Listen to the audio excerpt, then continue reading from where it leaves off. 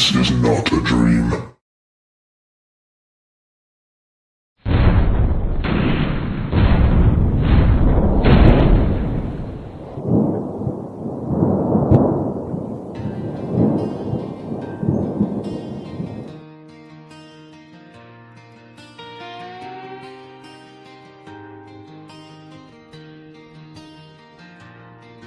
Phil walks the tree line when the sun goes down. Boots in the gravel on the edge of town. Backpack rattles with a lantern and a map,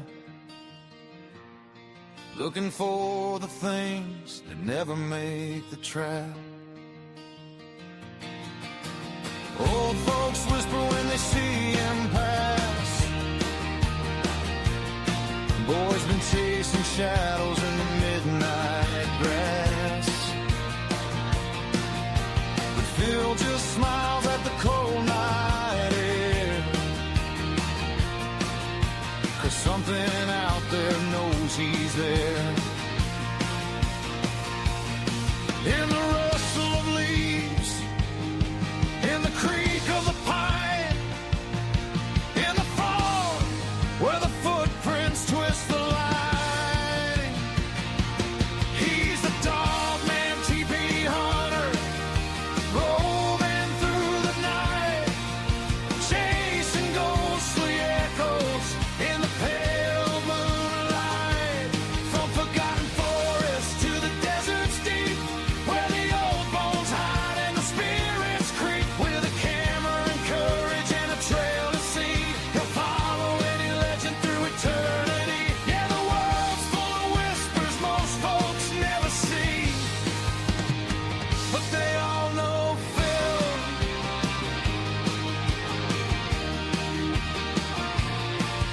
He slept in ruins where the cold winds cry. Watch strange lights dancing in a cold black sky. Track bent branches where the tall grass sways.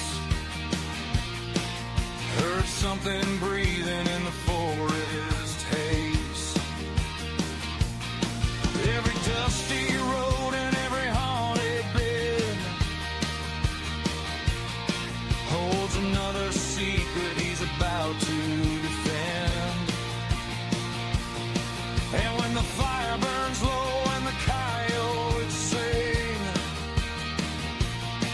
you can bet he's hunting something strange again. Through the static and dark, through the myth and the lore, there's a howl in the hills he can't ignore.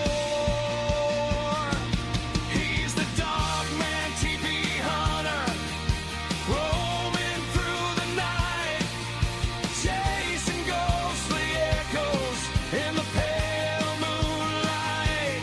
From forgotten forests to the deserts deep, where the old bones hide and the spirits creep. With a camera and courage and a trail to see, he'll follow any legend through eternity. Yeah, the world's full of whispers most folks never see, but they all know Phil. But they all know Phil.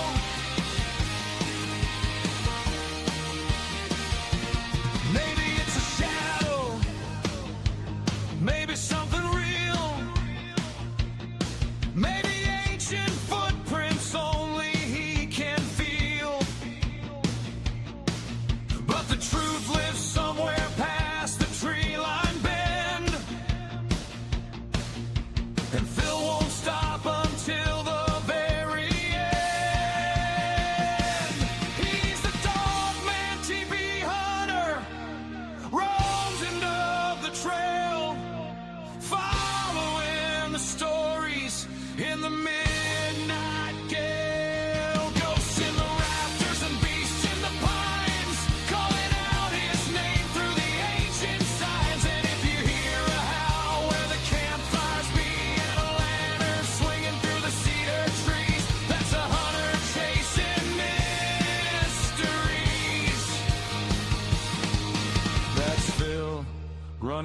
wild and free.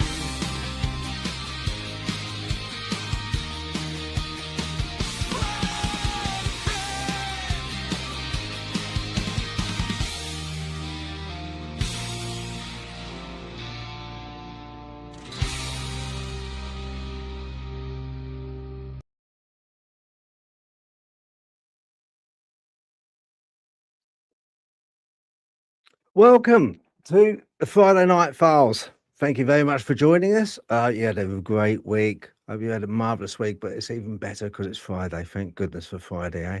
Right, I'm going to first of all bring up, because time is of the essence, because we've got a fabulous guest, absolute legend, absolute legend in the Bigfoot and cryptid world. So let's get Natalie on first and see what she's been up to. Hello. Monkey glasses. What have I been up to?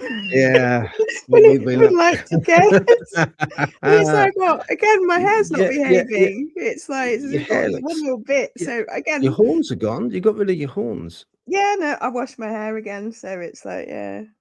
Yeah. This is one little bit here that won't behave in my glasses.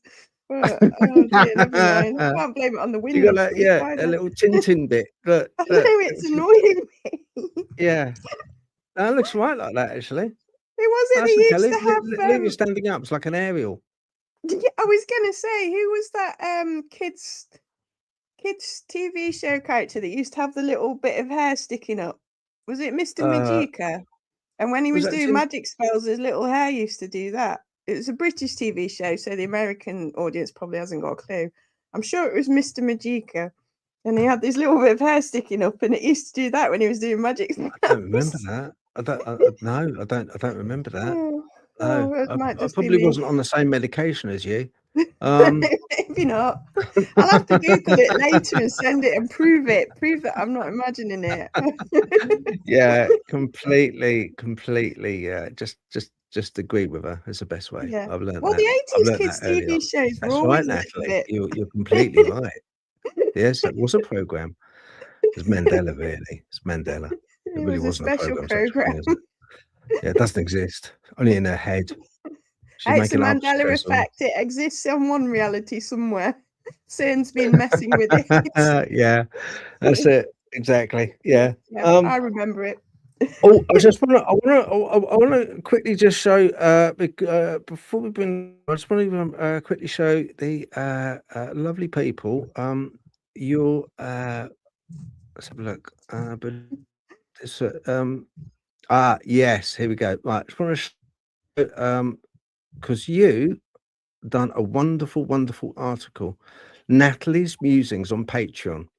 And I would advise anyone, honestly, if you want to have a ruddy good read, okay, to have a little look on coincidence stacking on Patreon, because I read it. She put it up. I didn't even know she was going to put it up. She put it up on the Patreon because the Patreon is the Friday Night Files Patreon, and we run it between the two of us, and she just puts musings up whenever she wants, and I just like slap a load of stuff up when I do. So keep an eye. But her coincidence stacking is a fabulous article. I must admit, Natalie, you've done a great job with that one. Thank you. I was quite proud of that, actually. It just wrote, when writers say it write itself, that one actually just wrote itself. I just fired it off in a couple of hours. It's I was quite pleased. Yeah. So yeah. But that was like how I approach paranormal investigations. So rather than using gadgets, I always look at coincidence stacking. So but so I was explaining why. So yes, so anybody wants to no, please do. Yeah, have a look. It really is well worth it. Because she uses a lot of long words, which I had trouble with. But I hacked my way through it. I get my way through it, and it was I learned quite a lot from that. I actually learned quite a lot from that. Thank you. Thanks, Phil. No, seriously, it did, and really good. So this week's all about Bigfoot and Dogman. Have you got big feet, Natalie? For a girl, I suppose I might have. I don't know. They're size 7. Is that big? Not quite Yeah. Bigfoot size. Well, I'm a bloke, right? And I'm size 8. But you're shorter than me, aren't you? I think. I'm So. like a hobbit. I'm like a hobbit. Yeah. I've got hobbit feet, you know. So I always used to say to the ladies, I'm size 8, but I'm wide fit. Yeah. Anyway, should we bring the guest on before it lowers even further? Right. We are very, very pleased and happy to have a fantastic guest on this week. And his name Darrell Denton. Oh, hello, Darrell. Hey, how are you? Thanks for having me here. Good to see you both. Oh, it's lovely having you here. Thank you very much for joining. You know, I do appreciate it on our, on our little channel. You know, it's to have someone like you. You know, brilliant, absolutely brilliant. I'm just a normal guy that's had a lot of experiences, but that's very kind of you. I'm very honored to be here with both of you. Yeah. No, thank you. Yeah. How have you been lately, then, Darrell? What have you been up to? You know, I've had a lot of stuff going on personally, and quite a few shows I've been doing, and did Coast to Coast last week, and I've got quite a few conferences coming up, and I've got a special deal we're doing this weekend that's going to be pretty nice. Meeting a lot of people that I haven't met before, but it's pretty much that time of year where our conferences kick off, and that's what we're doing here in the U.S. Usually April's when they kick off, and I've got quite a few coming up in April. Do you know, Darrell? It's almost as if people at home would think that it's kind of like we scripted it, right? But it's not been. Now I've got a conference, my first one. It's not so much a conference as a talk I'm doing. Yeah. Well, that's I'm nice. doing this. Yeah.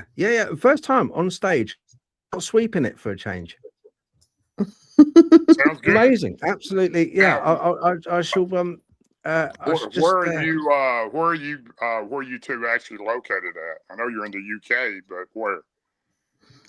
I'm in the Midlands. So I'm basically in the middle of the UK. Okay. East side, East Midlands. So although to Phil, who's a southerner, I'm a northerner. I'm actually a Midlander, because we're in the middle. So yeah, and Phil, you're down south, aren't you? Well, I'm here in the US. I'm in the south, so okay. But we, I have so many people from the UK that's in my group. I just are very close to quite a bit of them, so they're very kind, and they really keep us informed on what's going on over there. Oh, cool. Yeah, there's a lot of my paranormal friends are American. There does seem to be a UK America sort of like what's the word?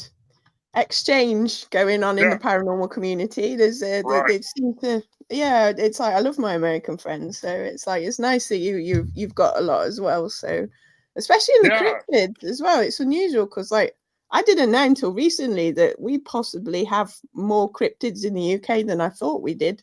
So it's a bit of a learning curve for me, to be fair. But, I've known quite a while that you had over the centuries. There's been lots of people that have had Dogman or Wolfman encounters, but I wasn't sure about the Bigfoot. Yeah, it's a bit controversial, isn't it, Phil? The Bigfoot in the UK. Some people say there is, and some say there isn't. So yeah, it is. The jury's out. But Darrell, just to get a bit of a tip, right? This is my upcoming stage appearance. Right, you've done lots of conferences, right? You've been on stage. What tips can you give me? Just be yourself and just relax and tell them what you know. And if you don't know something, don't add to it or take away. Just try to be yourself and be very accompanying on their questions and that type of thing, and it'll go good. Okay. All right, people, it's the Balmoral Community Centre, Salisbury Avenue, Westcliff-on-Sea, Essex. Okay. on the 3rd of April this year, and it's hosted by Essex UFO Group with David Hobbs.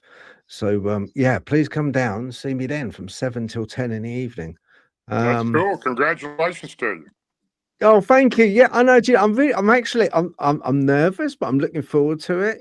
I'm nervous, but I'm looking forward to it, Dal. It probably will be only a couple. It won't be like one of your conferences. It'll probably be like kind of my mother there, and probably some old lady that's like kind of sheltering, waiting for a bus, who's like fed up with the rain and just come in to keep out the rain. And she's like looking at me, thinking, yeah, that's probably like the audience I'll get. Yeah, she'll have her donation cup. Is that what you're saying for donations? I got you. Yeah. I think Phil's kind of pulling our leg a little bit here because I know it's going to be. I think you'll do fine. Just be yourself. I will do. Yeah, that's what worries me, Dal. I was just going to say, are you sure that's a good idea? Well, I wouldn't let it affect me like that. I would just say I would look at it as an adventure that you're going into, and the people will make you feel comfortable. Yeah.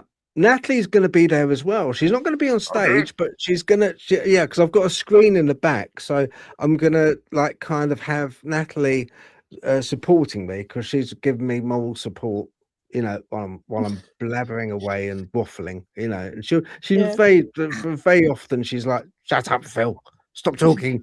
She'll say something like that, which is quite useful. Yeah, I've actually got a friend in the States here that he's always nervous at conferences, and he's at quite a few of them, to be honest with you. And he won't go on stage without a little drink. So, that seems to calm his nerves, and he talks quite well. But me, if I had a drink, I would probably be babbling about something else. So I wouldn't want to do that. So. Yeah, if I hit the Cointreau, that's it. Yeah, it's a fine line, isn't it? Although you are funny when you're drinking Cointreau, so you might be okay. Am I? Funny, peculiar. Yeah.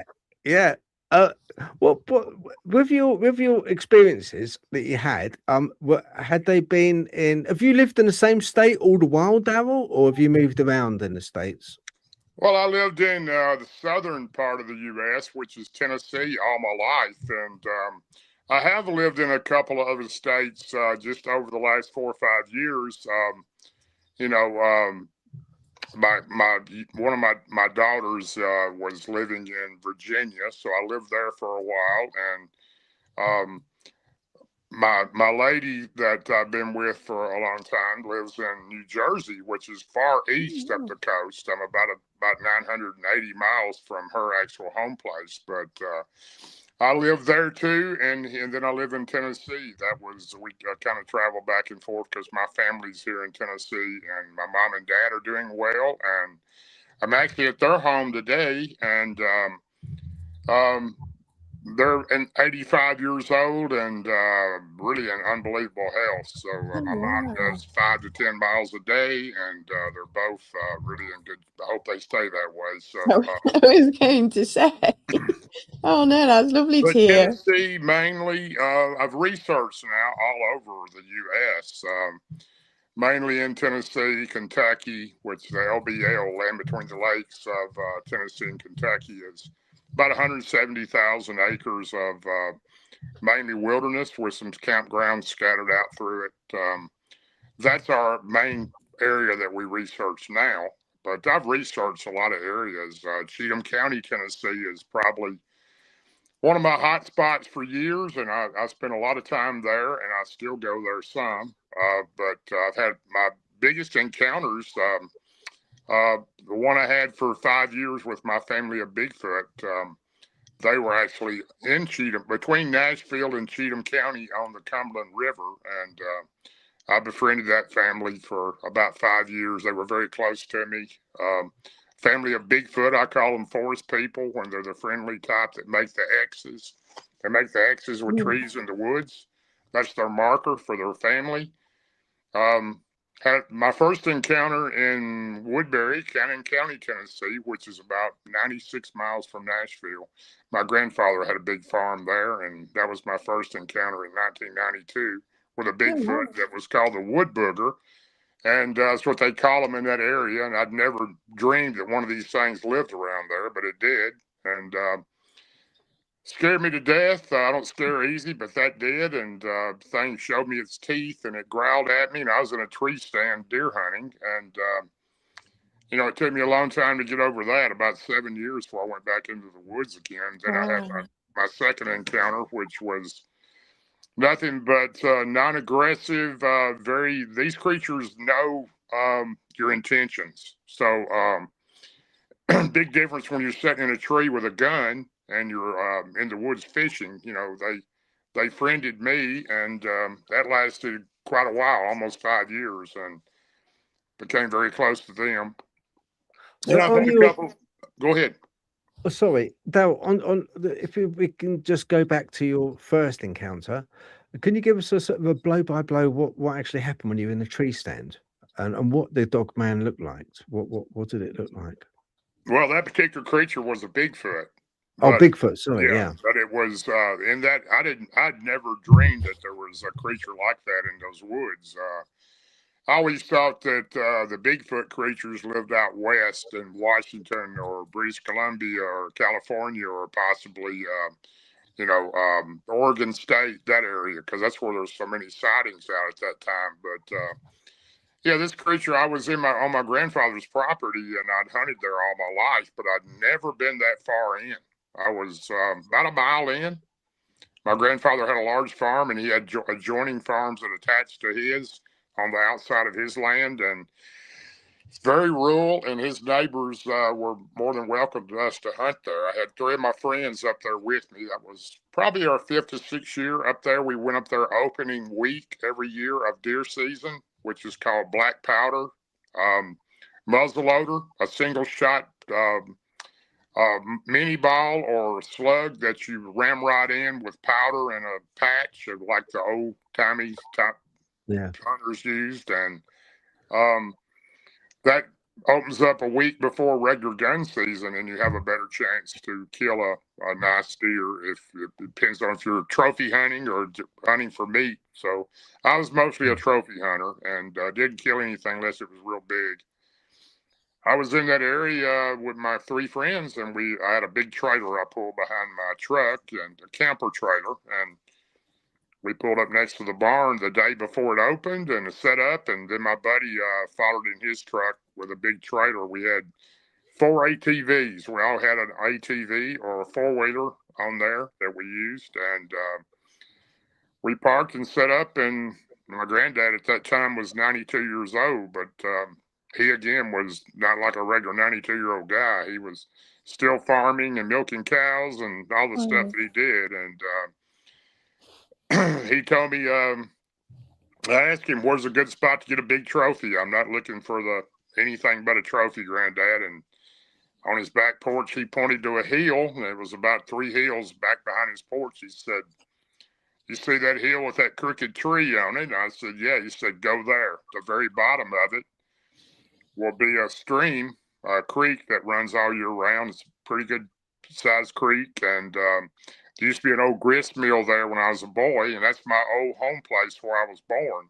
And I'd been there, but it'd been years, and we went by gravel road to get there, a different direction. And it's a clearing in the middle where his old home place was. The only thing standing was the chimney, and you could see remnants of the tin roof on the ground. The log cabin had fallen in by that time. And he said, when you get there, that's probably nobody been in there in 30 years or longer, and your chances of seeing a big deer will probably be there. And there's a lot of acorns there, a lot of food for them to eat. And I went over there the day before and carried my climbing stand that was on my back, and go through the back of his house and through a gate and across a long field that's about probably 200 yards wide, where his cows were at the grazing. And Then you get to a wire fence, and you have to climb over it. It has 2 strands of barbed wire on top, and jump into the leaves on the other side because all the leaves were off the trees that time of year.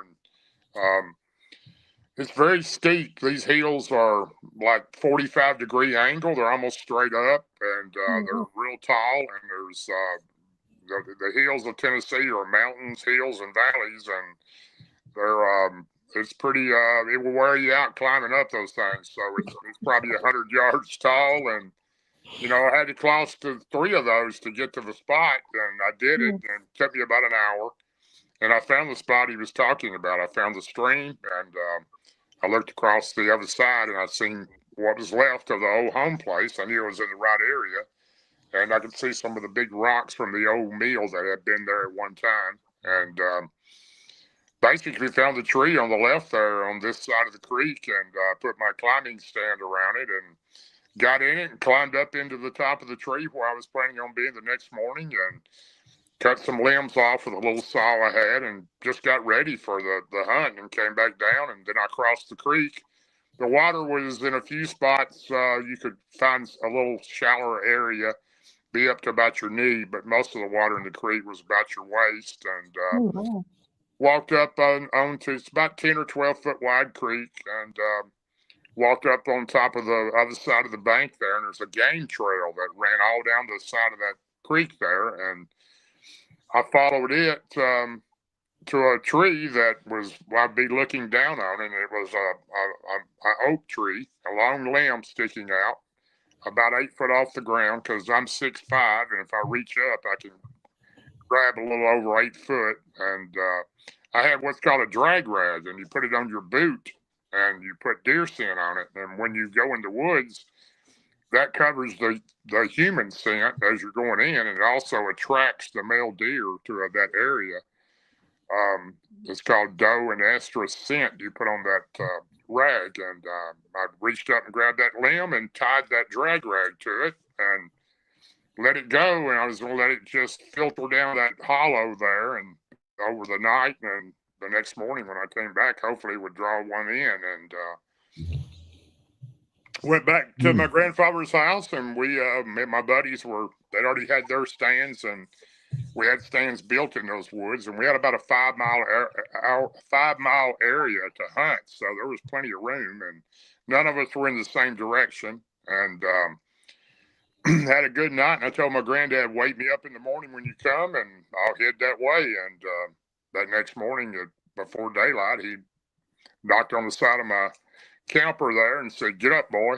And my granddad always called me boy. He never called me by my name. And I got up and I headed that way, and went down through behind his house, through the gate, and shut it, and crossed that wide field, and got to the wire fence, and climbed up over it and over the barbed wire, and jumped over into the leaves, and made about 3 or 4 steps, started going up the hillside. And I heard something to the left of me, and it sounded like a person, a bipedal type, something walking to the left of me, and it kind of startled me. And I stopped, and I shined my flashlight over in that area. I didn't see anything, and shined it again, and I didn't see anything, and I didn't hear it walk anymore. So I headed on up the hill and got over the first hill and the second one, and I was going down the third hill, down to the bottom where the creek was, and I heard something on top of the hill to the left of me, the far left, walking again. This time it was louder, and it sounded heavy. And I thought, well, this can't be a person in here, because my granddad wouldn't allow anybody to hunt, and there's nobody around here that hunts that much anyway. But it sure sounded like a person walking. And again, shined the light, did not see anything, and kind of stayed on my mind a little bit, trying to figure out what that was, who's in here, and got on down and got to my stand next to the creek there. And there's climbing stands. You put your feet in them and you start climbing. It's like a blade that digs into the tree, and then you sit down in the seat part of it, and it kind of leans back and digs into the tree, and you go up. And I got up to 28 feet up in the tree, and I know it's 28 feet because I have a rope that's hooked to my belt loop that goes to the ground. and it's 28 foot long. It has a clip on the bottom, and my gun is tied to that clip so I can pull it up when I get up there. And it gets tight at 28 feet, so I know I'm where I need to be. And I have a safety strap around me that I put up the day before, and I put that around me and hung my things up behind me on the few limbs I'd cut off. And I was pretty much ready to hunt. And I kind of leaned back in this stand, and it digs into the tree with this blade that digs into the tree, and where you won't slip or fall, and it'll stay steady there. And had a little bar in front of me that I pulled down. It has a camo cover in it, and it goes from right under your chin all the way down past your feet. It conceals you where nothing can see you up there. And pull my gun up and set it between my legs against that pole, that little bar there, and I'm ready to hunt. And it's still dark at this time, and I sat there till the sunrise started, and it was a real foggy morning. I started looking across the creek, and I couldn't see the other side because there was so much fog coming from the creek. And I just quietly sat there, and I could hear all the little critters running around in the morning like they do, squirrels and everything else under me in the leaves. And it got daylight, and it started warming up a little, and the fog cleared, and I could see the other side. To the left of me was a huge thicket of what we call cane, river cane. It looks like bamboo, but it's real tall, 14, 15, 16 foot tall, and it's probably sometimes 2 or 3 inches, even 4 inches in diameter.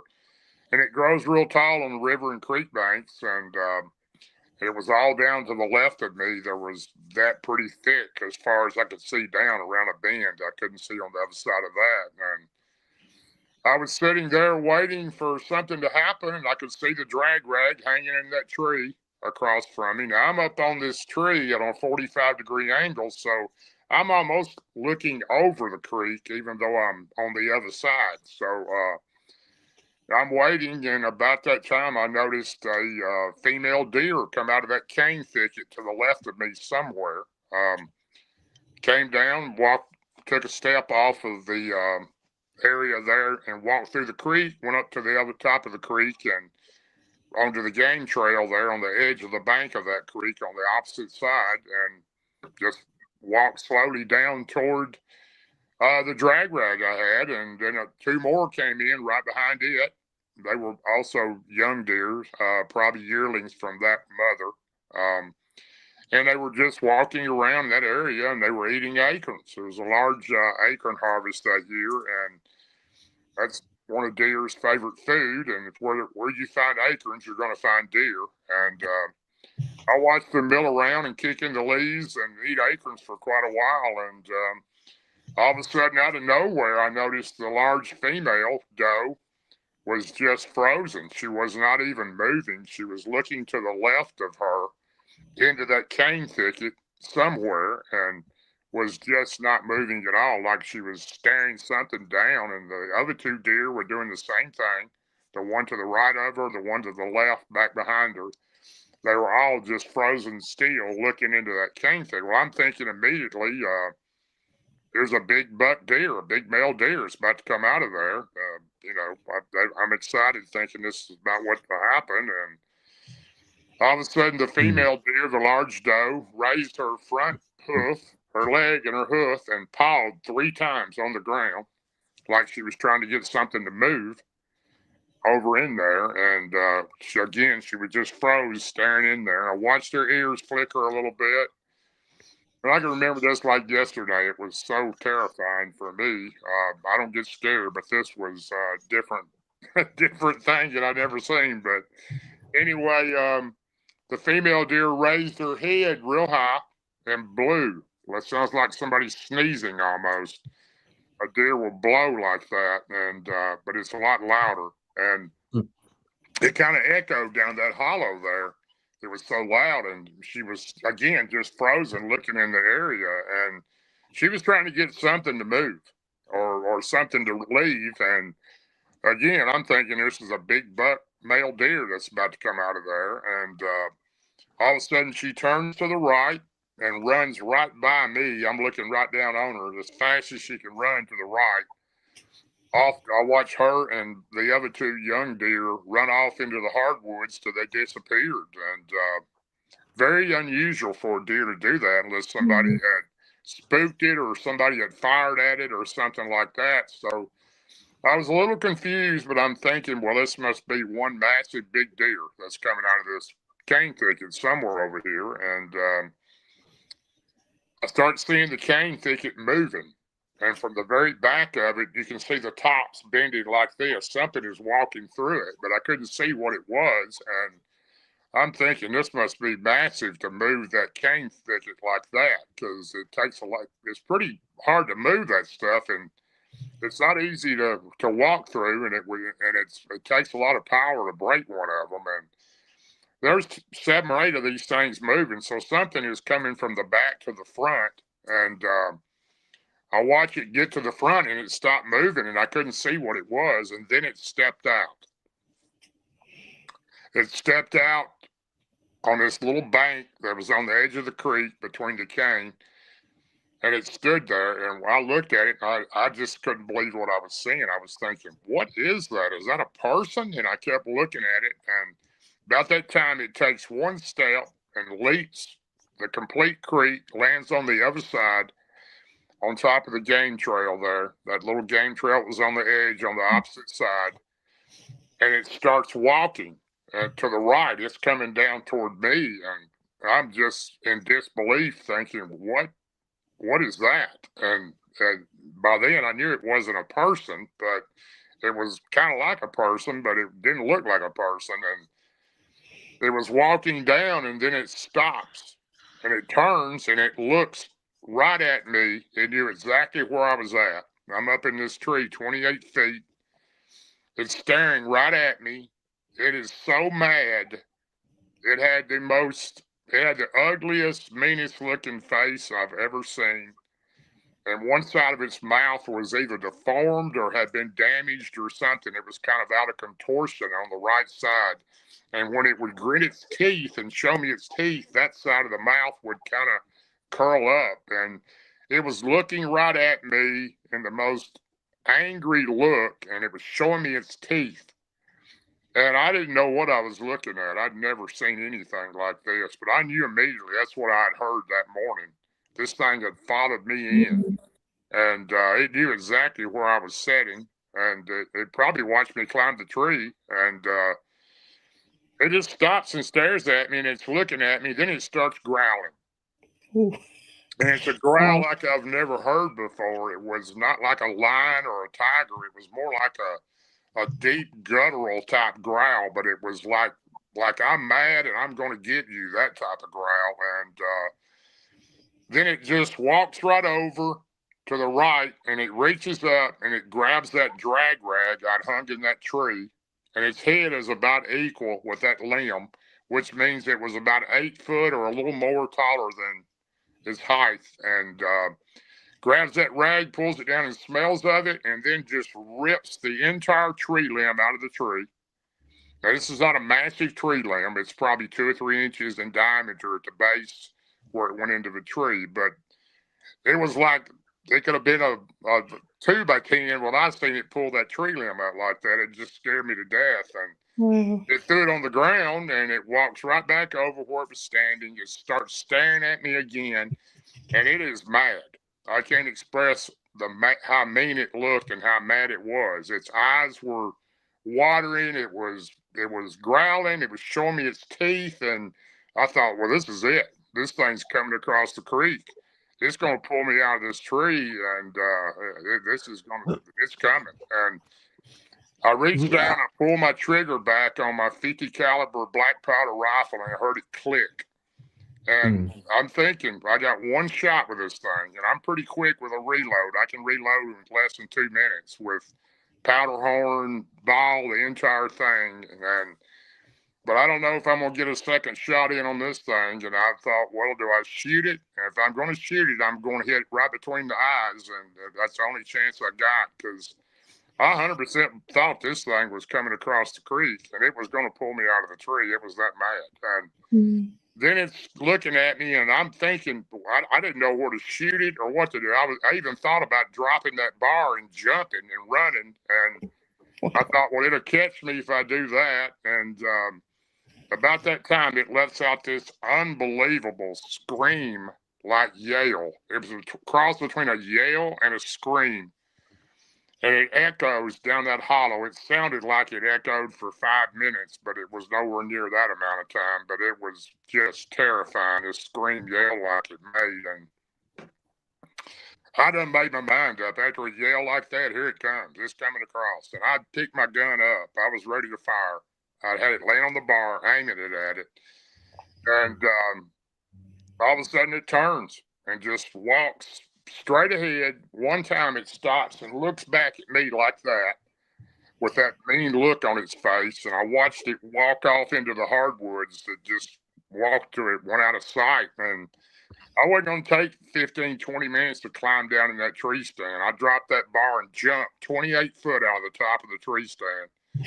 I landed on the leaves on that real 45-degree angle on that hillside, and I slid all the way into the creek. I had my gun above my head and got water up above my waist, and I looked across the bank. I didn't see it, and I took off running as fast as I could up that hillside, the same way I'd come in, and looking back the whole entire time to make sure this thing wasn't coming. And by the time I got across the first hill, I was going down the second.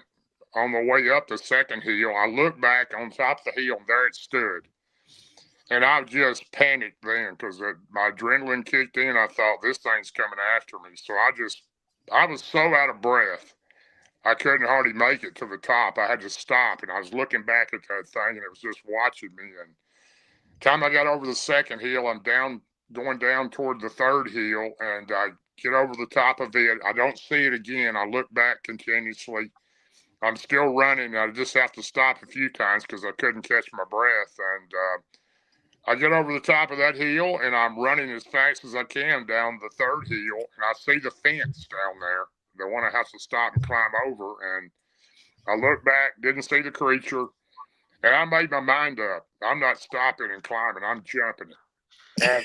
And I was running as fast as I could on that hillside. And I jumped the fence. It was about probably 6 foot tall or a little taller, and cleared everything but the barbed wire, and it ripped my pants from the bottom all the way up past my knee. But I just kept running. I tore a huge gash on the side of my leg and just kept running. Didn't even know I'd done it.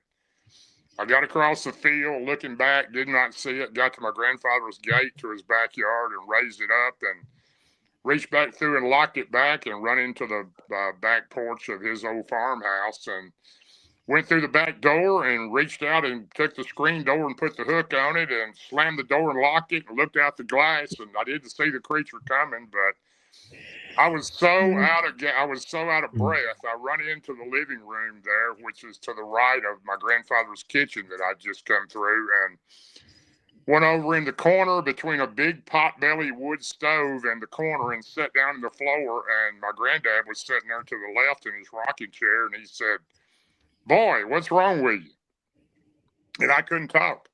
I was so out of breath, I couldn't talk, and I just couldn't say anything. And I finally got my composure a little bit, and he kept saying, "What's wrong with you? Look like you've seen a ghost." And I couldn't say anything. I finally got my breath back, and I went into the kitchen there and got a glass of water and came back and sat on the couch next to where he was at. And I said, "I don't know how to tell you this, Granddad, but I've seen a monster in the woods."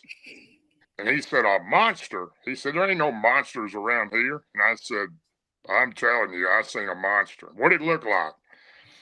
And I told him. And shockingly, still today, because me and my granddad were very close. I'm talking about, he was like my dad to me. We were super close. I helped him raise crops and tobacco every summer. I was always there. I lived with him until I was 6 years old, him and my grandmother. And he said, "Boy, you seen a woodbugger." I said, "What?" I seen a what? He said, "A woodbugger." I said, "What is a woodbugger? You never told me about a woodbugger." He goes, "Nope, never did. Never was going to, because if I did, you wouldn't have camped in the woods. You wouldn't have hunted. You wouldn't have slept in the barn at night with your friends, and you wouldn't have been out there today if you'd have known that thing existed. He said, I've seen 4 of them in my lifetime up close. I'll be working in the field cutting hay with the mules, and I'll look up and they're standing right next to the fence just watching me work. He said, you remember when you sit on the front porch at night and you would hear them strange screams and yells in the woods, and you would ask me what they were, and I'd say, it's just an old catamite. And I'd say, well, what's a catamite? He goes, don't worry about it. He said, that's what you were hearing. And they've lived around here as long as I've been around here, and my uncle and my dad knew of them very well, and they live around here. I should have known you going in that deep, but that's probably where they would live. So Darrell, your grandfather was aware of them, obviously. Oh yeah, he'd seen 4 of them in his lifetime and heard a lot more of them. Okay. This when you saw this creature, it was bipedal. It was standing up. Yeah. Yeah. It was solid black. It had a huge body. Its chest and its arms were massive. Its head was solid black. It had hair all over its head, right up its forehead and under its eyes looked like black leather. Then it had hair below that and on above that, and had fingers just like us, except they were dark in color like black leather, and they had hair on the hands, and the feet were the same way. I couldn't see them well because they were down in the leaves, but I could see them good enough. And did you see its ears? Did you see the ears? The ears were just flat against his head, like ours. They were flat against his head like ours. It had a big nose, and it's the mouth was like deformed or something, or maybe it was born that way, or maybe it had been in an accident. But instead of the mouth being normal straight across, it was kind of curled up on one end, like something had happened. It got into some type of fight, or maybe it was born that way. And its eyes were black. His eyes were white with black centers, and it was the meanest looking creature I've ever seen to this day. Right. Yeah, it does sound terrifying, especially if you're not expecting it as well. It's like, wow. But my granddad told me, the funny thing about it was, I just couldn't believe my granddad had never told me about this, because we were close enough that I figured he would have told me, but he didn't, and I understood why he didn't, because I wouldn't have done what he said. But he said, these things come around the house in the wintertime. He goes, and my granddad lived by himself. And I'm talking about in the middle of nowhere. It's rural out there.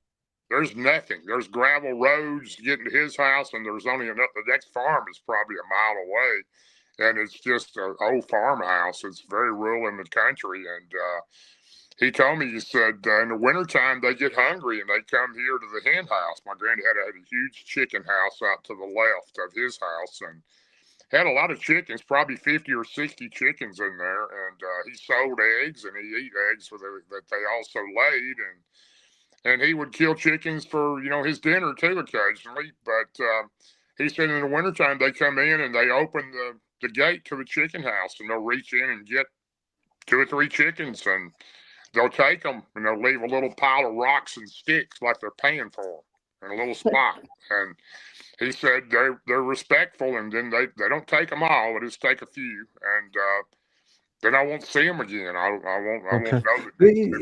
Interesting. You know, when they take the chicken, they actually take the chicken. They don't. There's no blood left. They don't eat or kill the chicken. By what he told me, they would just take 3 or 4 chickens and leave a little pile of sticks and rocks in a little spot, like they were giving you something back for taking the chickens. And they actually showed me a couple of them, so they were pretty cool. Some little rocks that they left. And when you see the rocks, when you've seen the rocks, are the rocks kind of stacked one above the other, quite delicately? They are. Yes. They are. Yeah. And then the little sticks would be. They were kind of like all of them had like a V on the end of them, and like they had broken them off that way. It meant something to them, and I don't know what it meant, but apparently they thought it was value because they left it for the chickens. So, but my granddad was, he apologized to me. Boy, I'm sorry I didn't tell you. I didn't think you'd probably see one of them, but it was the most terrifying thing I've ever seen. I've seen bear in the woods. I've seen everything you can think of in the woods. Some things I didn't know what it was, but I didn't get scared. And this thing, it didn't scare me. It terrified me. I've never been that scared in my life. And it took me about 7 years. I didn't go in the woods for 7 years. I didn't hunt again. What hunting I did was out of my truck in the fields that we owned, and I would shoot deer out of the truck and not go in the woods. But I didn't shoot a lot because there's not that many that come out. But it's just it changed my whole life. It was the most life-changing experience I've ever been through, and I had nightmares for months. It was just something that was hard to. I couldn't. Sometimes I even double guess myself and say, "Did I really see that thing?" You get to the point where you realize you did, but your mind plays games on you then because it was so terrifying that it was something that it'd take a long time to get over. Did it do you think it was an entity that would have caused you harm? Did you have that feeling? Well, I've come a long way since then. That was 33 years ago. So I know a lot more about these creatures now than I did then. And first of all, the one I seen on the hillside after I was running, I 100% know that wasn't the same creature because these creatures were always in family groups. There's usually always 2 or 3 together, minimum. And I've seen many of them since then. And I think the thing that probably really changed my life as much as anything, as my first experience was, 7 years later in '99, I was on the Cumberland River where I fished at, and it was very, very rural there too. Nobody even knew how to get to the spot except 2 of my friends. They had showed it to me, and you had to go through an old private area to get back there. And I run into these creatures again, and I was just fishing. I wasn't looking for them, and I wasn't hunting. I was fishing on the river, and those creatures were never aggressive. They didn't look anything like that creature. And the female was the first one I seen that scared me to death, and I left immediately. And I thought about it a week. I'm not letting these things run me out of here. I'm not doing it. I'm not going to be afraid of these creatures. And I made myself go back, and I'm glad I did because there again, it changed my life again. I became very close friends with those creatures. They have intentions. They know your intentions. They understand you. They know if you have a good heart. They also know that you're a good person or you're not. They somehow have that way of reading you. And a lot of times they know what you're going to do before you do it. And I became very close to those. Like I said, they look nothing like the first one I'd seen. And I've never seen another one like that one since that day. And I was very comfortable with them. And that gave me a whole different outlook on what I'd been through because I realized, there's good and bad in everything. These creatures weren't bad, and they had trust in me, and I built that over quite a few years with them, and I had the same with them. And it made me feel more comfortable that there's good out there, not just bad. Yeah, you'd never go outside again, would you, if you hadn't had this? I'm just gonna show you. I'm just gonna put something up just to show you, Darrell, and just let me know if you recognize this. Okay, they're stones, right? Let's see if you recognize what this is. The stones I'm talking about is what we call, when I was a kid, we called it Indian money. Okay, right. Have a look at this and see what you think.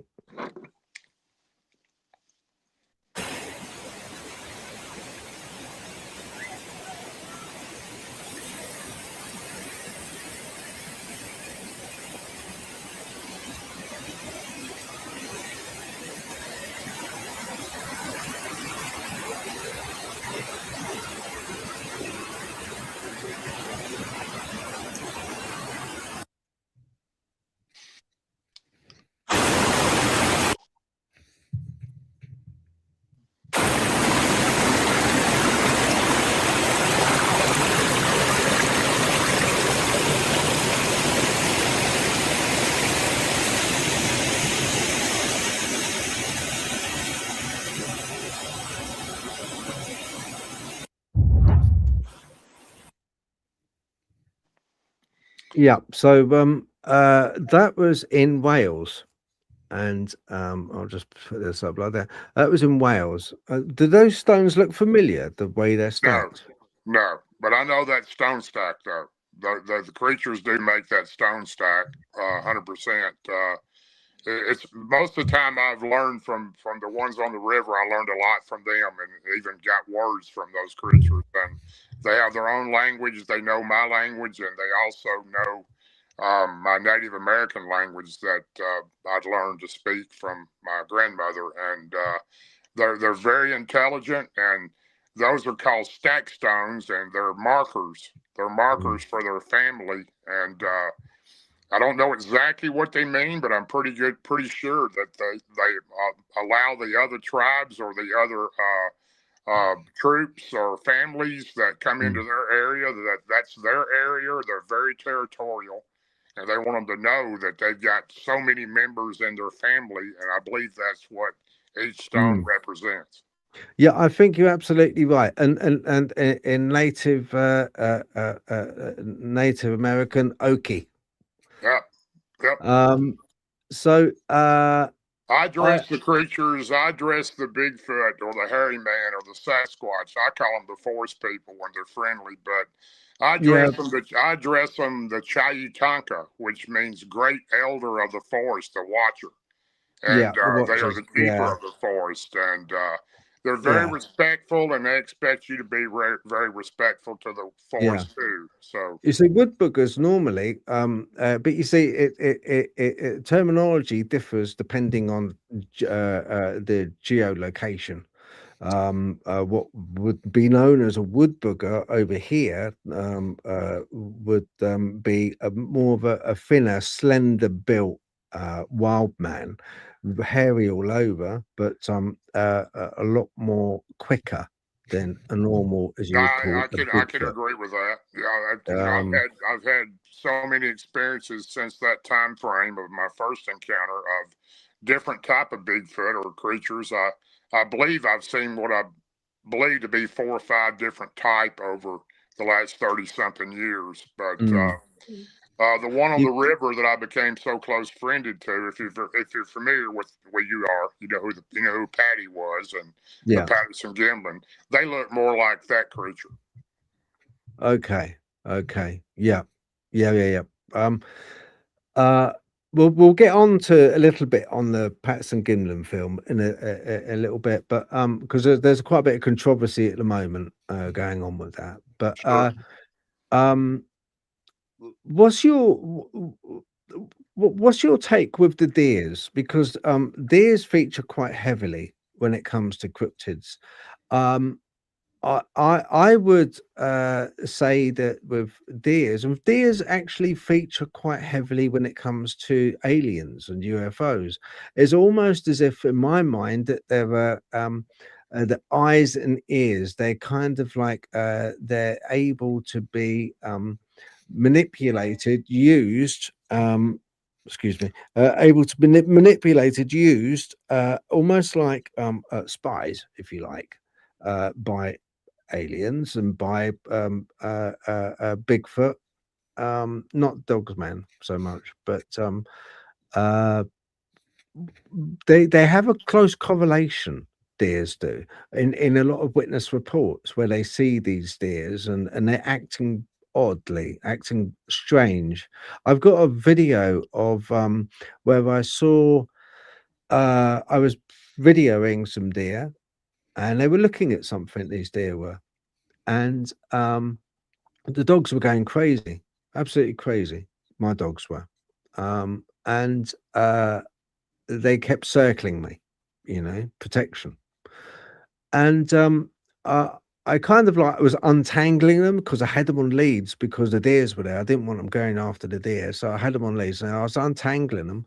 And then I pulled the camera up again, and you could see the deer were looking at this golden entity that wasn't there before. And then on closer look at the film, you could see this big, massive thing coming out of the forest. I'll get the film up in a little while and I'll have a dig around, I'll find it. Um, but what's your take on the deer? Do you think that they do act strange around. Well, first of all, I 100% believe that these creatures in the forest, and maybe even Dogman, I know Bigfoot, I 100% believe they can shapeshift. So when I mean shapeshift, they can turn themselves into a higher vibration of energy, which my best friend Ron Moorhead and I have discussed so many times. And he's probably the most he probably knows more about quantum physics than anybody I've ever known, and I've learned a lot from him on the quantum physics. These creatures have a higher vibration than we do, and they're able to transfer themselves, I believe, into different things. I 100% believe that I had one in Cheatham County, Tennessee, turn into an opossum. So it went from a light bulb to an opossum, and I witnessed it and couldn't believe what I was seeing, but I've never seen one right in front of me go interdimensional, but I've seen them go behind a tree and not come out, nowhere else to go. And I do believe that deer, first of all, is their number one food source. It is in the U.S. here anyway, the USA. And of course, there's a lot of wild pigs that I do believe they feed on too. I do think they have a way and ability. I've been zapped 3 times or infrasounded 3 times in my lifetime. And these creatures have some type of way to transform energy and completely paralyze you. So when I say paralyze you, you can't hardly move your legs. It feels like your legs are asleep. When Bigfoot zaps you, and also feels like your stomach is somebody standing on your stomach, and it feels like you have a massive headache and you're delusional. So the only way to get out of that state of mind, and I learned this from my other best friend, Martin Groves, when he had 2 Dogmen try to kill him. And you start praying inside your mind, and that it will bring you out of it. And it did do that for me, too, when I was with Martin. And somehow these creatures can transfer that energy into that and do that to you. I think they do the same thing to deers, and they also transform themselves in a pattern where they can make a deer act very strangely and possibly even walk in circles. And I know for a fact that a lot of the creatures in the forest are helpers of the Bigfoot or the Sasquatch or whatever you'd like to call them. The coyotes hunt for them, and they bring down deer for them. I've watched a Bigfoot run from the wood line at 2 o'clock in the morning on thermal, and with my good friend Billy Howell in Cheatham County, Tennessee, we're on a hillside, and these coyotes, we heard them coming a long way off, and they took down a deer. There was a pack of them, and as soon as they took down the deer, they got quiet. A Bigfoot ran out of the woods, grabbed the deer, and ran back into the woods. And I also know crows work for them. If you hear crows going crazy at the wood line when you're going in and you're researching, they're letting the Bigfoot know you're there. And they do work for them. And the crows are a very smart animal anyway. So No, they are. Yeah, they're exceptionally smart. And this is where you get, in my mind, you get a crossover. You get it's a fine line between the paranormal and the cryptid world. It's and the further on down in the research you go, the more it tends to blend over. It tends to blend together.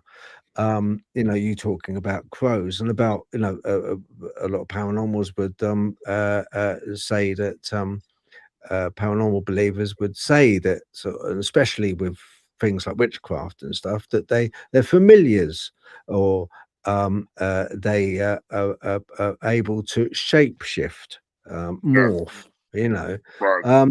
What with this in mind, with seeing one turn into a possum, what's your take on Sasquatch? What is your take on it, Darrell? I believe they're 100% flesh and blood. 100%. Definitely believe they're 100% flesh and blood. I do think that they have special abilities. I know they do. They're able to do Mm. things that our mind you can't just wrap your mind around. It's so astonishing what they're able to do. But I've witnessed quite a few things now. The one I was talking about, it turned into an opossum. I did not see it turn into an opossum. I make that very clear. But I seen what looked like a light bulb, a tiny light bulb coming through the woods in an area that we gifted at and left the Bigfoot in that area that was terrorizing a family, looking in their windows at night, and we were trying to help them get these creatures away from the house, and that's what we were doing in there. And this light bulb, I watched it come all the way down through the woods. It looked like just like a light bulb moving by itself across the ground, right on the edge of maybe a couple inches above the ground. And I watched it for a good 100 yards or further, and then crossed the ravine. I lost it, then it came out of the ravine. And it was walking right toward me. I was behind a large tree, and this thing was coming right toward me. And my buddy Billy was to the left of me down the hillside behind a tree, and he had a massive spotlight that he turned on, a battery-operated lamp. And this thing's coming toward me. I didn't know what it was. I'd never seen anything like that. And it's within 3 or 4 foot of the tree. It's coming right to me, and he stands up and hits that spotlight. And when he did, it lit up the entire woods, and it lit up that light bulb, and that thing stopped right next to me. The light bulb turned into an opossum. It looked at me, it hissed at me, then it turned around and went right back where the light bulb came from. And I watched it go out of sight. You could see the silhouette of it as it was walking away, and went into an area I couldn't see it anymore. And it wasn't long after that we had so much activity. 2 massive orbs about the size of beach balls came down out of the trees, and they hovered above the ground. And they were red, pink, and orange. They were just pulsating inside. It was the strangest thing in the world, but it happened. And then we heard the Bigfoot coming. They were coming to the gifting spot. So I don't know how they're able to do the things they do. I do think they're flesh and blood. The ones on the river were so close to me that, especially 3 of them, the female was super close to me. I even touched her finger, and she touched my shoe, and she and I were very close. And the larger male the same way. I never touched him, but I touched her.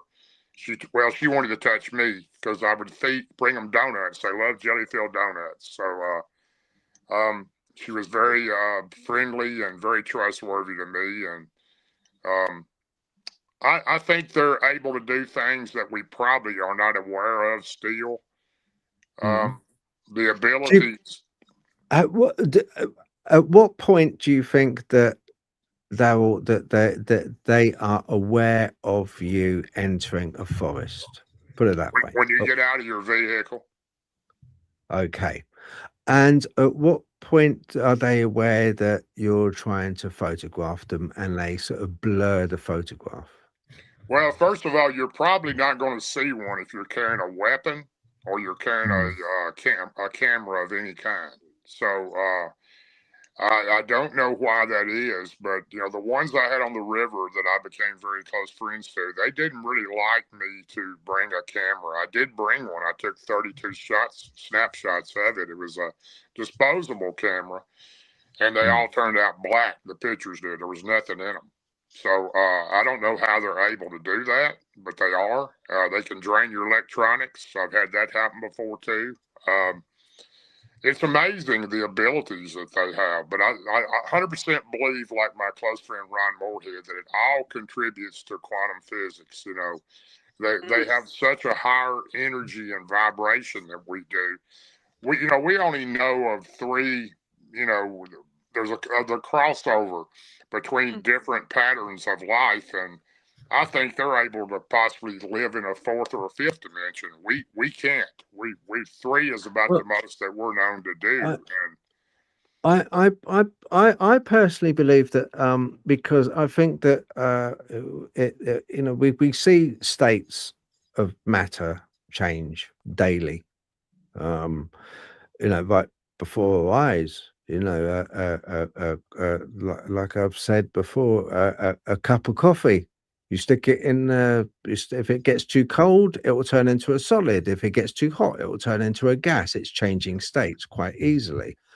And I believe that these entities that we see are part and parcel of a lot of other entities that we see. I think it's the same energy. And I think perhaps when you see a Bigfoot, maybe the intent you have going to see a Bigfoot, it will manifest as a Bigfoot to you.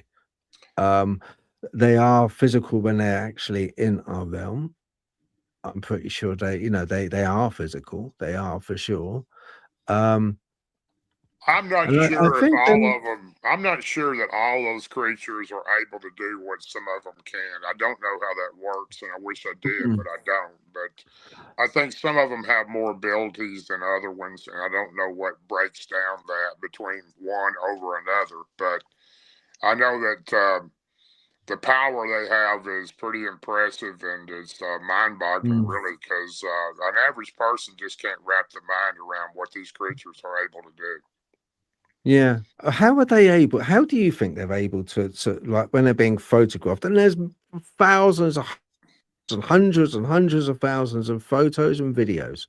How are they able every time? And I've taken loads of video and I've taken loads of photos, but always the question of pareidolia comes in because every single time, and I promise you something, like a lot of researchers, I feel it inside both the emotion of them. I feel when they're near. I know when I'm gonna take a photo or something because I can feel to in the photo it looks like pareidolia, it just looks like a bush. It looks like a shadow next to a bush. But when I'm there photographing it, I can sense and feel either danger or I can sense and feel their presence. So it's a very personal, individual thing which happens. But it always amazes me how they can manipulate the photograph or the video to such an extent that it always comes out looking not quite well defined. It just looks, as if it's like a paranormal. It's as if it's so absurd. Yeah, we are here. You can photograph us, but when you do, it's going to come out looking like a shadow next to a bush. Okay. And Well, then I when mean, you try and pass that on, you're going to look absolutely ridiculous because there's no point in passing it on. It's like the paranormal, exactly the same. So try and take a photo, try and explain this. And it's done in such an absurd way that it's hard to relay that episode you had without looking bonkers. well, it's also hard too for people to understand that, and I can understand the regular public especially. I've got a large group, and the members of my group are very respectful. We don't allow criticism or any ridicule, and you'll get thrown out of the group. So we just I've don't. got your group up, actually. I've got your group. I'll just put it up so people know. Here we go. Right. Okay, this is your group, isn't it? Yes, Bigfoot creatures, Bigfoot believers, and other creatures is the name of it. So when I started it, 69.6 thousand. yeah, we've got real Wow. close to 70,000, and we're a private group, so we don't, there's a lot of groups that aren't private that anybody can just walk right into, but you have to be a member of our group to be in it, and we've kept it under Okay. control that way too, and which is, in my opinion, the only way to have a group. When I started that group 4 years ago, my main goal was to have a group where people could tell their stories and encounters and share their photographs if they had them and not be criticized or ridiculed. And that's what Yeah. we base our group on, and we're very well known for that. So we've Mm. ousted over 26,000 people. So we would have well over 100,000 people if we would allow Mm. people to ridicule and criticize people, but we don't. So, there's a lot of people that's still dealing with PTSD and traumatized out there by seeing a Bigfoot, Dogman or another type of creature. And they really, for years when it happened to me, I had nobody to talk to. I was just, you talk to your friends or family, they think you're crazy. You know, even my best friend at that time still is, Martin Groves, you know, he had his encounter 4 months after mine. And, you know, we'd go to lunch and talk to each other. He's the only person I could talk to about it. So there wasn't any groups. There wasn't any shows like this. There wasn't any podcasts. There just wasn't anybody to express what you lived through at that time like there is now. So we're pretty lucky that we're in a time that people can express themselves and tell what they've encountered. And you've always got those naysayers that are going to out there, and you can't stop them. But I learned a long time ago, during that time frame especially, I don't care what people believe. I don't care whether they believe me or not. I know what I've seen. I know what I've lived, and I could care less. Yeah. Do you know, it's funny. I'll just stop that and that. Just get that ready to play that. Sorry. I found the video with the deer, but I was going to say, paranormal, right? It's a little bit strange, and this is just an observation. And I'll probably get berated for this, saying this, but I'm going to say it anyway. Paranormal, ghosts and stuff like that. A lot of times they're kind of like a lot more easygoing with their accounts and stories. You know, they can sort of laugh about them a bit. You know, Sure. with aliens and UFO investigators and hunters, I put them in the same niche as cryptozoology hunters. They have got a sense of humor, but when it comes to their accounts, or it comes to their testimonies and kind of just generally talking to them, they seem to have a bit of a humor bypass. Do you know? Because I think what it is, being that I've had a Dogman, not Bigfoot, only once Bigfoot, and that was in Cannock Chase. I've got a video of that as well. But I think it's because after years and years and years of being berated for it and ridiculed for the sighting, you learn to sort of if you kind of like laugh about it or joke about it, it somehow kind of just your walls go down, your defense system goes down. I agree with that. Yeah. I don't get offended by people that don't believe. I just don't get into the conversation with them. I stay away from it. So. But you know, I don't try to push it on anybody. They don't have to believe what they don't want to believe, and I'm happy with the way I am. It took me, you know, it took quite a few years to get to that point, though, because when you have an encounter like that terrifies you, and you know is 100% real, and it happened to you, it kind of bothers you in a way that people think you're not being truthful. So you learn to put yourself in a state of mind where you could care less what people think. So, and that's what I did, because I know what I've seen, and I know what I've seen since then. So we're lucky that there's so many people now that believe in these creatures because they've seen them too, and they've had experiences with them. And you got to appreciate that. It's accelerated, if anything, Darrell. There's more and more sightings all the while. Because there's more and more creatures. Yeah, and I think that's for a reason. I think that's for a reason, very much so. Do you ever hear voices? Do you ever hear the voices of you know, these creatures? Do they ever talk to you? No, I've never been one that mind spoke with them. I've got friends that do that on a regular basis, but I haven't. You know, I've never done that with them.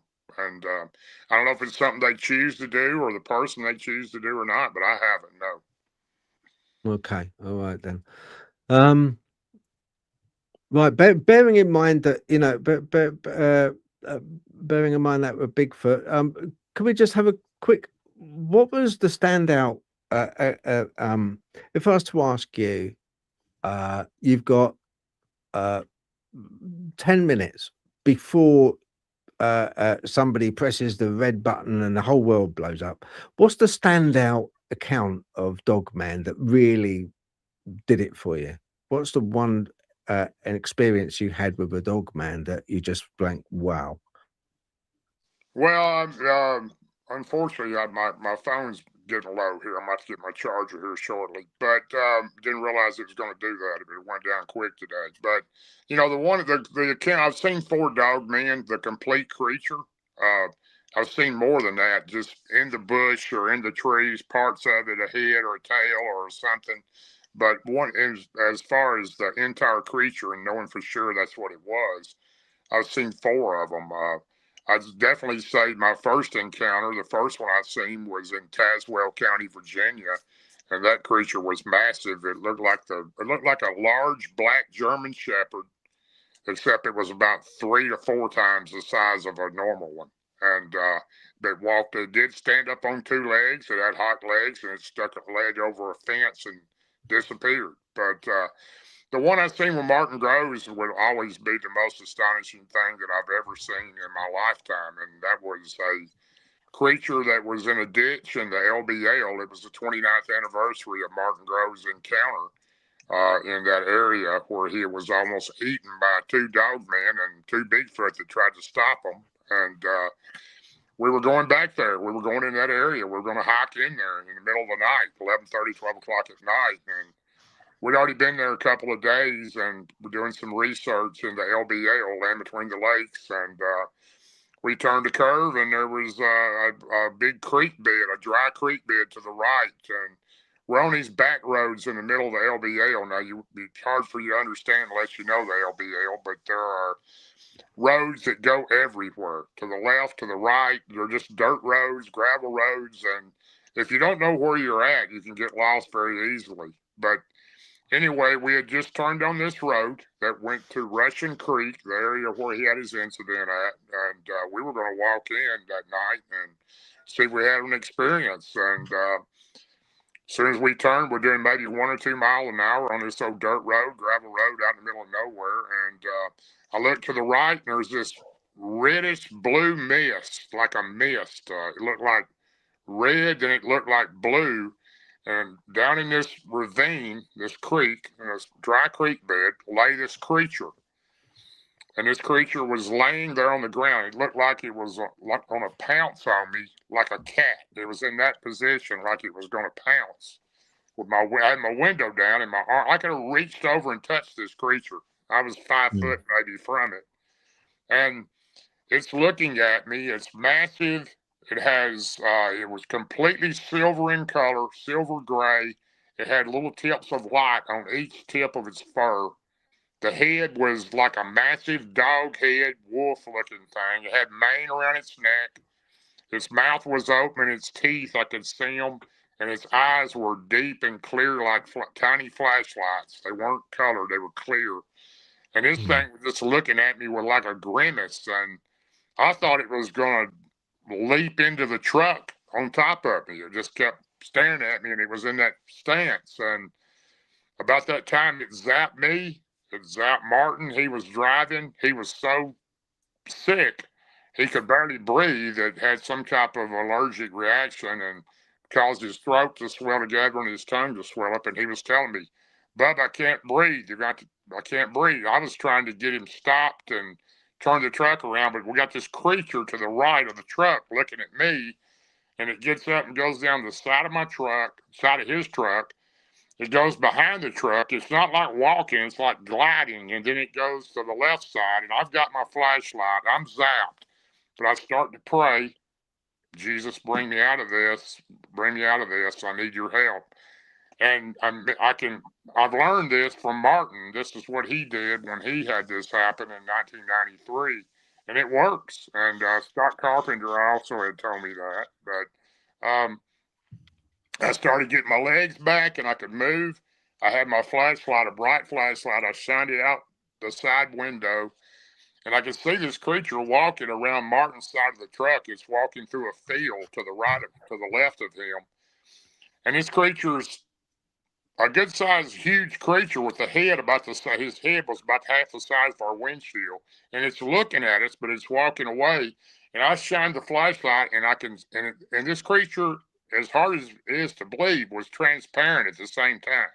My light went through the creature, but the creature was walking, and I watched it walk up till I couldn't see it anymore, and I heard it breaking limbs going up a hillside. And I never seen anything like that in my life. It was the strangest thing I've ever seen. How something could be so real but transparent like that at the same time. And I'm worried about Martin. I'm trying to get him where he could breathe, and I let me drive. And we're still both a little under the zapping spell. My head's still a little bit dizzy, and I'm still not feeling good. He's really sick.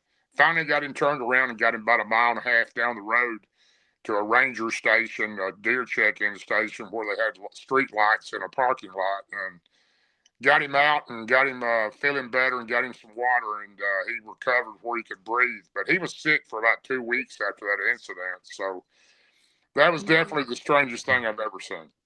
It's funny that you mentioned about our Lord Jesus Christ. The name of Jesus Christ works. They fear that. They respect that name, and they will leave and vacate. They will go. It doesn't matter what they are. It just happens, and no other name works. You pray, you say the Lord's Prayer, you pray, and many times with me, I've been in situations where I've been in the woods, and I've come across some very strange things.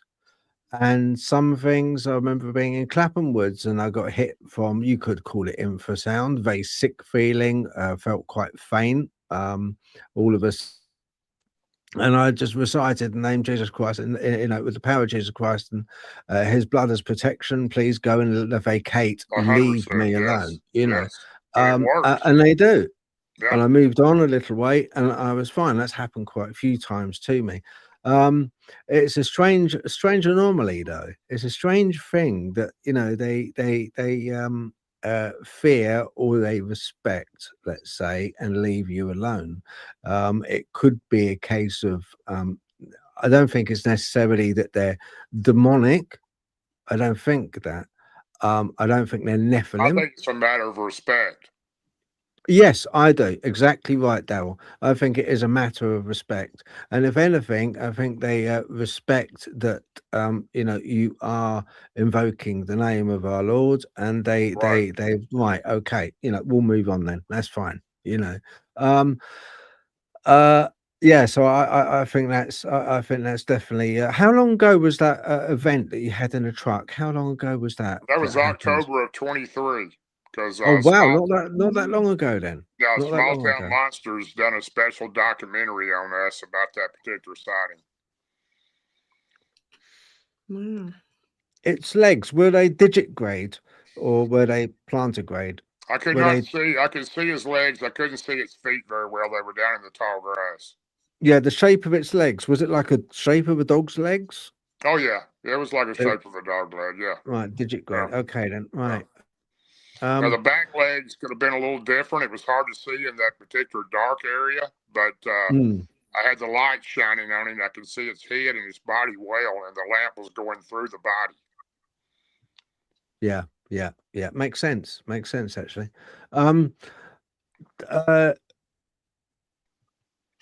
Natalie, in a lot of these cases, people have a lot of paranormal stuff that happens at home, and I'm gonna grab my charger. I'm sorry to leave, but I'm gonna grab. No, you go ahead. That's it.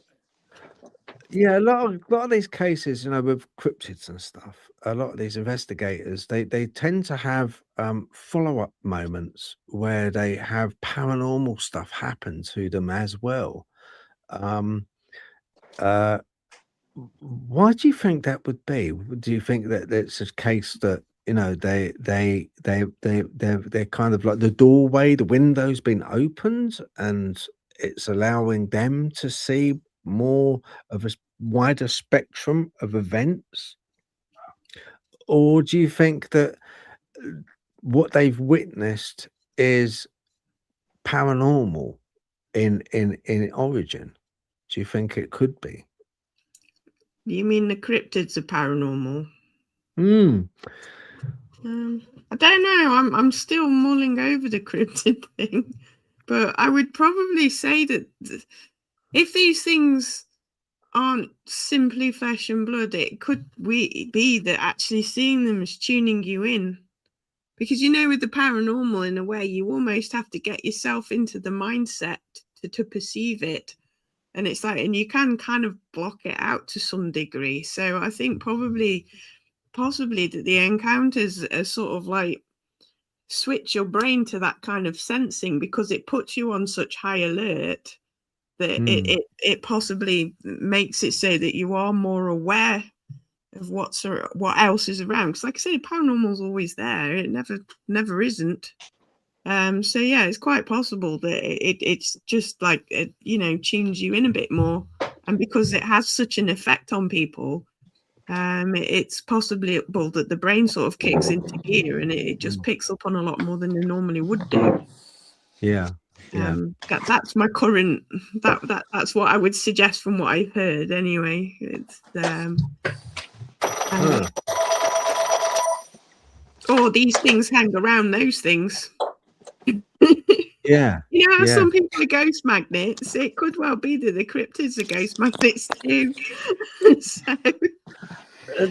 Natalie was saying, Darrell, that you know, with the paranormal's always around, but you know, when people witness things like Dogman or Bigfoot, it's like a switch, and it allows you to kind of like have a wider spectrum, a wider viewpoint, and that can encompass also paranormal. Have you ever had any paranormal stuff happen at home or anywhere where you've been? You know, I have had a paranormal incident, but it would take too long to tell you. It was really a strange one, but two of my close friends went through it with me for quite a while, and if that's for me, I'm not in. My mom has an inside phone here. I apologize for that, but Don't worry, mate. Don't worry. I've had a couple, but one that lasted for about 3 years. So it was very strange. It would take a long time to tell you, but it was pretty amazing how it turned out. But I haven't had a lot of them. No, and I've never seen an alien or anything like that. But I do believe they exist, and I do believe in the paranormal 100%. I know that it exists. Have you had stuff moved about in your house, or you know, unexplained stuff going on like that, poltergeist type activity? My grandmother had some stuff like that going on at one time, but I haven't. No. Okay. All right then. Okay. Right. I wanted to ask you, time's getting on. I just wanted to, because the hot topic at the moment is this Patterson Gimlin thing. What's your take on this, Darrell? You know, because just to explain it to people who don't know, and you know why they, you know, the Patterson, Roger Patterson, and Bob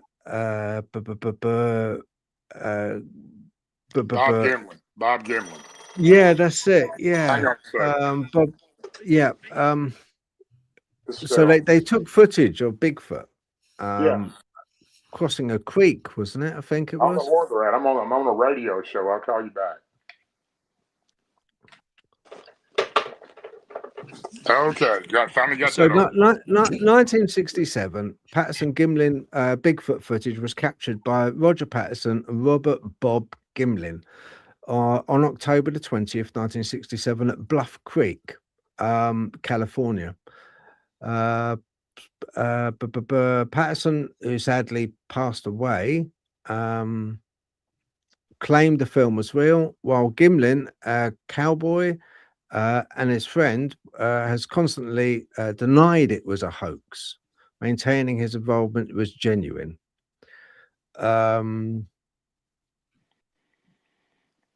So yeah, that's it's a famous, but it's kind of like, what's your take? Bearing in mind that we did speak about how they're able to sense people before they even enter a forest, bearing in mind that they also are able to manipulate the camera.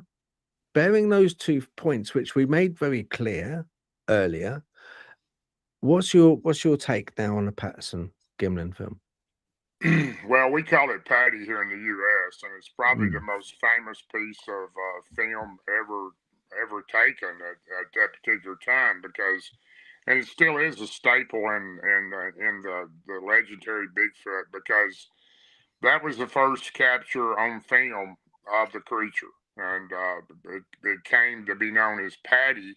Um, because of Patterson and Gimlin, Roger Patterson was using the camera, and Bob Gimlin was also with him, who is one of his close friends. And I haven't seen the footage that they're talking about. I don't know anybody personally that has seen it, but I've heard about it.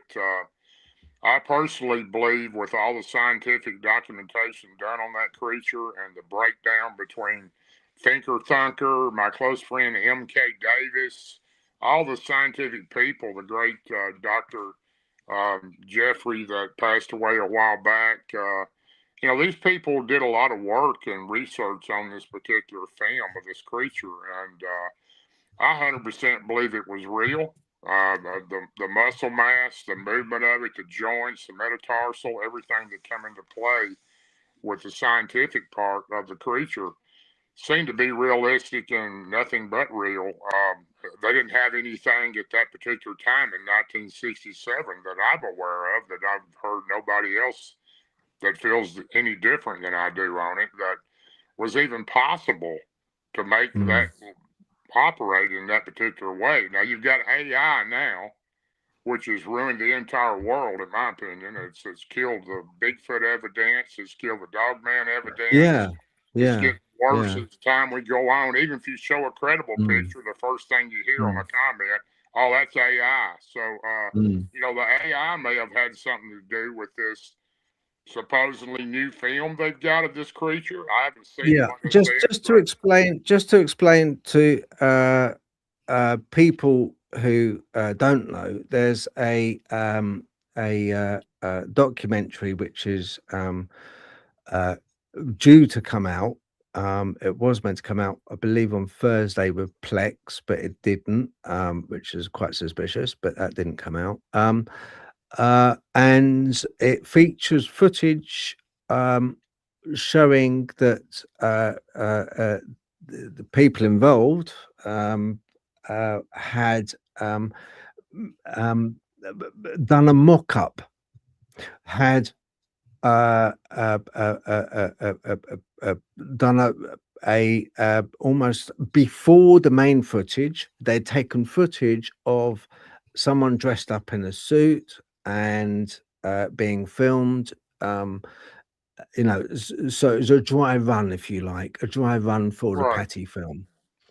And the guy I knew about it was this guy. I'll show you. I've got a clip of him here.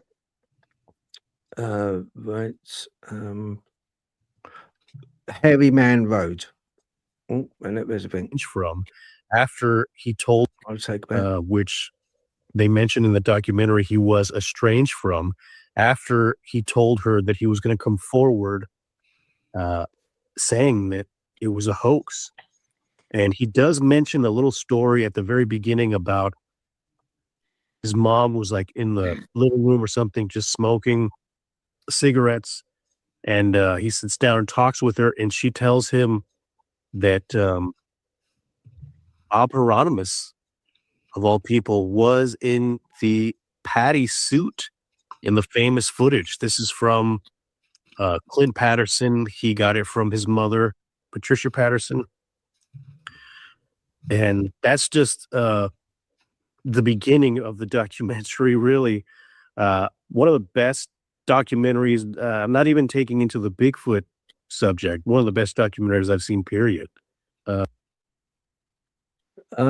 So this guy watched it. and he done a series. Straight afterwards, he went on camera and he done a very, very good job because he's got almost like a photographic memory.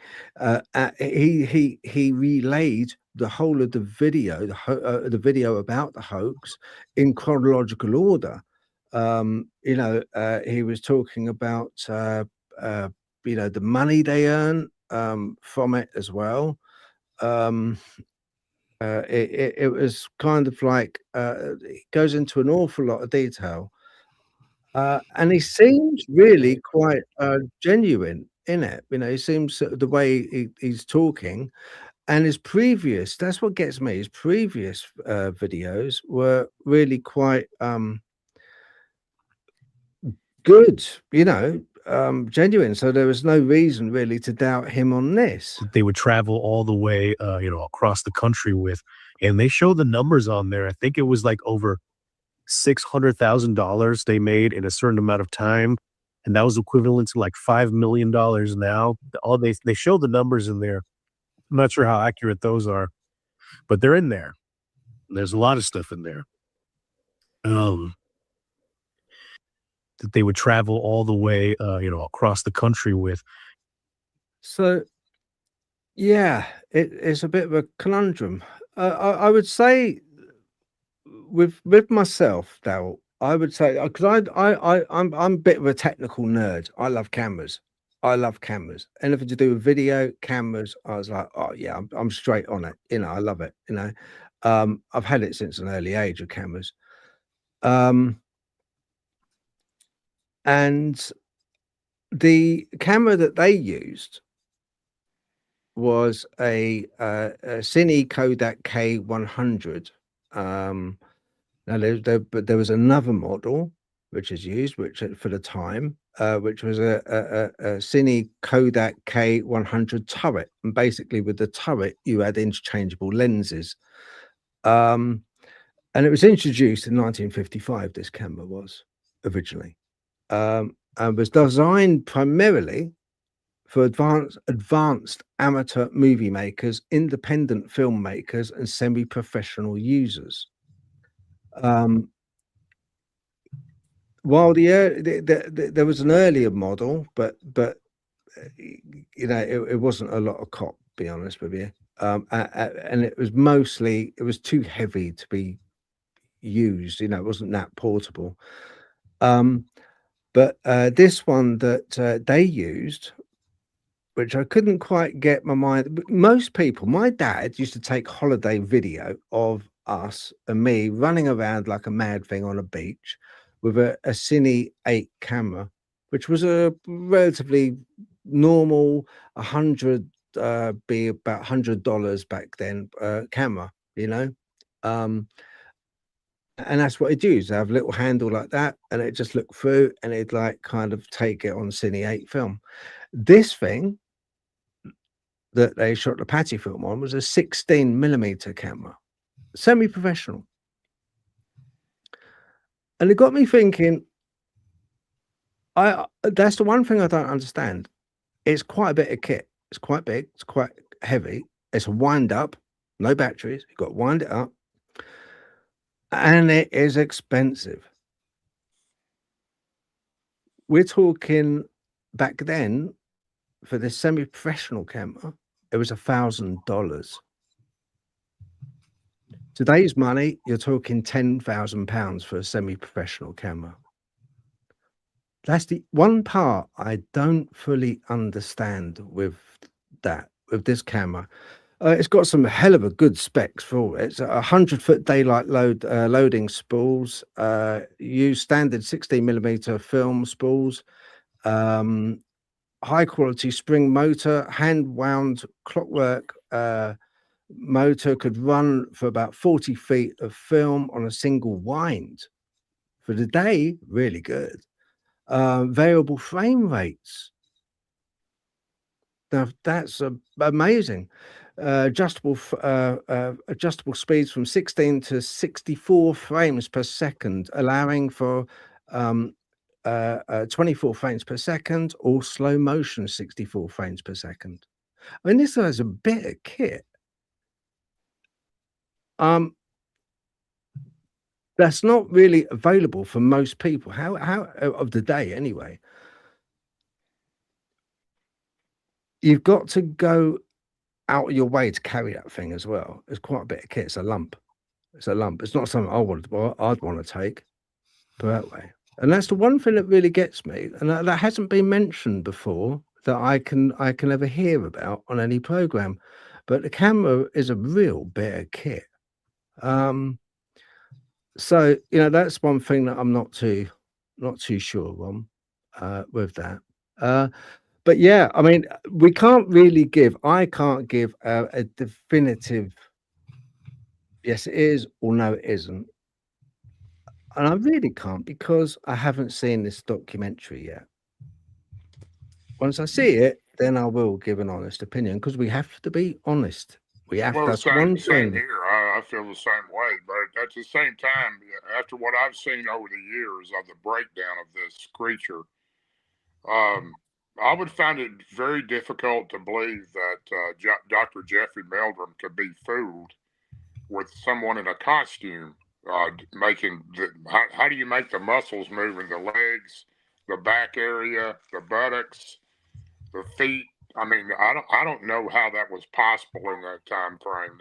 I'm not a film person. I don't know a lot about cameras as you do, but I would find it very difficult to fool him and a lot of others who looked at this over the years.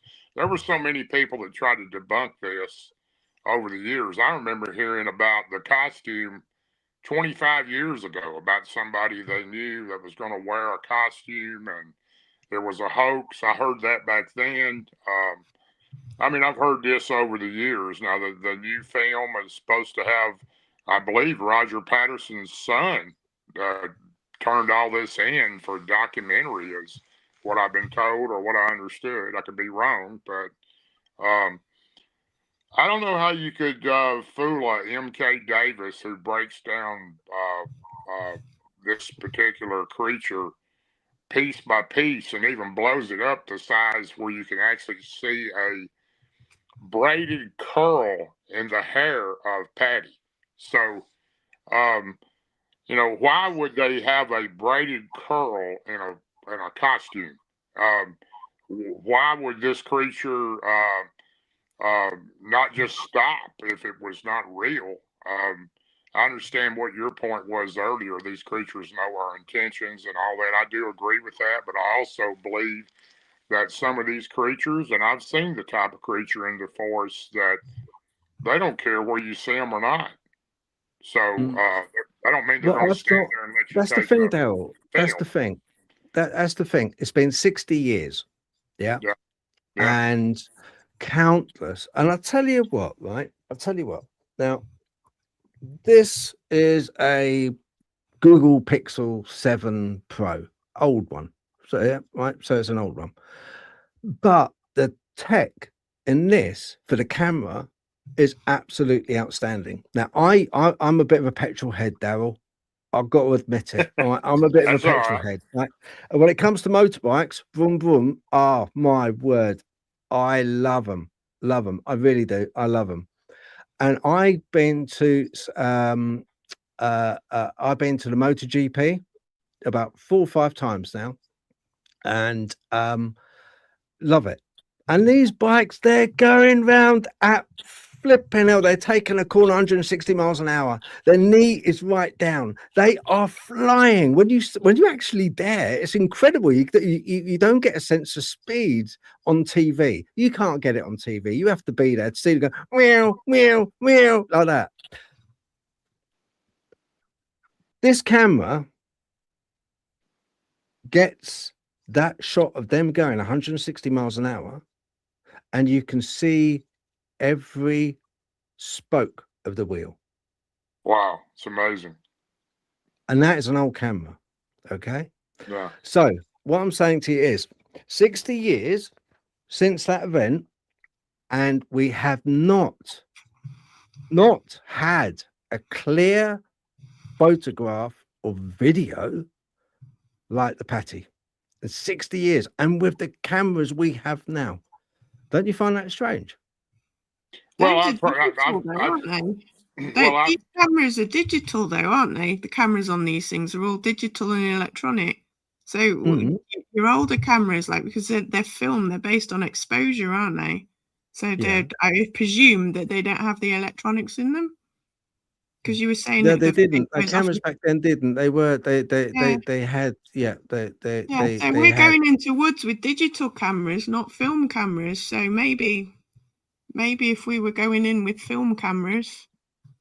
Well, let me say this, if I could.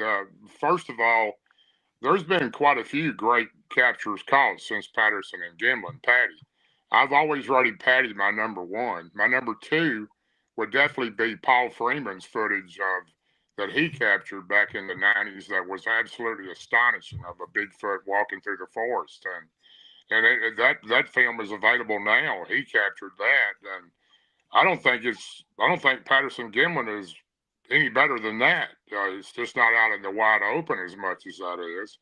Then you got number three, which has not ever been debunked, and people have tried. It's called the Independence Day film that was shot somewhere, I believe, in the Rockies mountains of Colorado. I think I'm correct on that. It's a female Bigfoot carrying a baby. Picks it up and carries it. That's number three.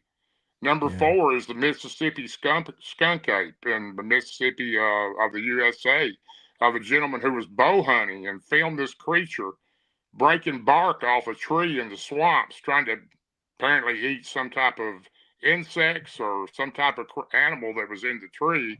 And that is about as good as it gets, too. So there's a lot of other ones out there that just doesn't get the credit that Patty got. And I don't think that, matter of fact, I think some of those are just as good or maybe even better than Patty. And but they're not the staple that Patty's become, because that was the very first one. And, you know, whether it's real or not real, I personally believe it's real. I'm talking about Patty.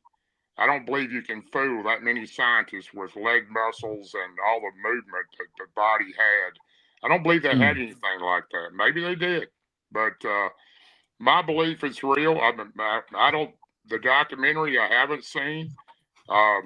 To be very truthful, I don't even care to see it, because I know what I believe, and it's just another flaw that's in the field that we're in. You've got so many people out there that just want to make fun, want to make everybody think that it's just a bunch of hogwash, that these creatures don't exist, they don't live, and they're going to laugh and joke about it. And that's the worst thing about something like this coming out, because there's so many credible researchers, experiencers that live around these creatures every day. They're on their farm, they're next to their house, they're out walking around, they see them on a regular basis, and they don't get any credibility. No, I agree. I agree, Dale. I'm not detaching. I'm not deflecting away from the fact that these things, and everyone watching, okay, who's had an experience, I respect that experience, because they have. I've had experiences. I've had experiences right from the very early age of 8 years old. I've had experiences, and I still have them. So I'm not detaching away from that. What I am calling into question is with this film, which I haven't seen. No one's seen it yet, except a select few. But I haven't seen it, but it does bring up, when I first saw the Patty film anyway, I just thought it was too, like a lot of people, it was a trophy footage. I know about the other footage you're talking about, the one with the holding the baby and the wood booger one as well. I know those ones, but the Patty film was a trophy. That was one which was put on the shelf and saying, right, there you go, it is real.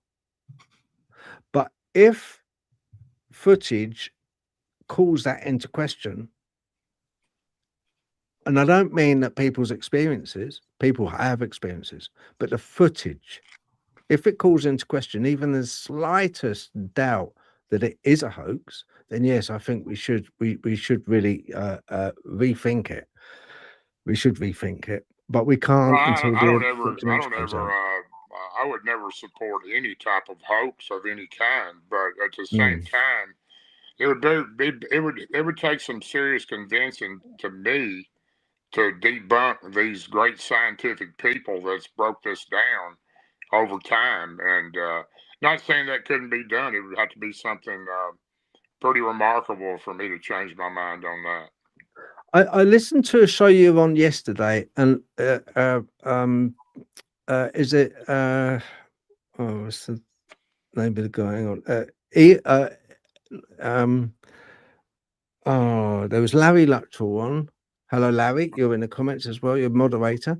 And he was talking about the Turin Shroud as an analogy. Yeah. Because let's face it, it's very difficult, and it is difficult with video or photography to debunk. I'll tell you why it's difficult. It's because it's a 2D image. Okay, it's difficult because of the very nature of the beast. You have to rely on the aperture of the photograph or video at the time, how much light is going in, how much shadow. You can't. There's nothing physical there, tangible. And this guy yesterday on the show was talking about using the Turin Shroud as an analogy, for the Patty film.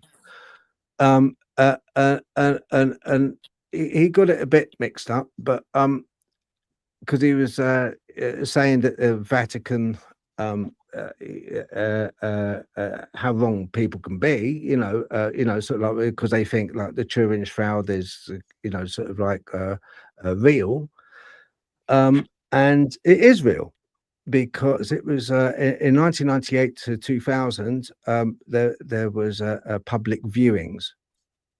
1998 to 2000, public viewings. There was no samples sent off at 1998, between 1998 and 2000. It was just public viewings. Just want to get that straight. Restorations occurred in 2002. 30 patches and the backing cloth were removed, revealing a faint image on the reverse side. While the 1988 tests found the linen was from the 13th to 14th century, many argue this sample was taken from a part restored in the 1500s. So there's a bit of a discrepancy there. But just to clarify, because I'm a big believer in the Turin Shroud, and that is, I do believe in Jesus Christ.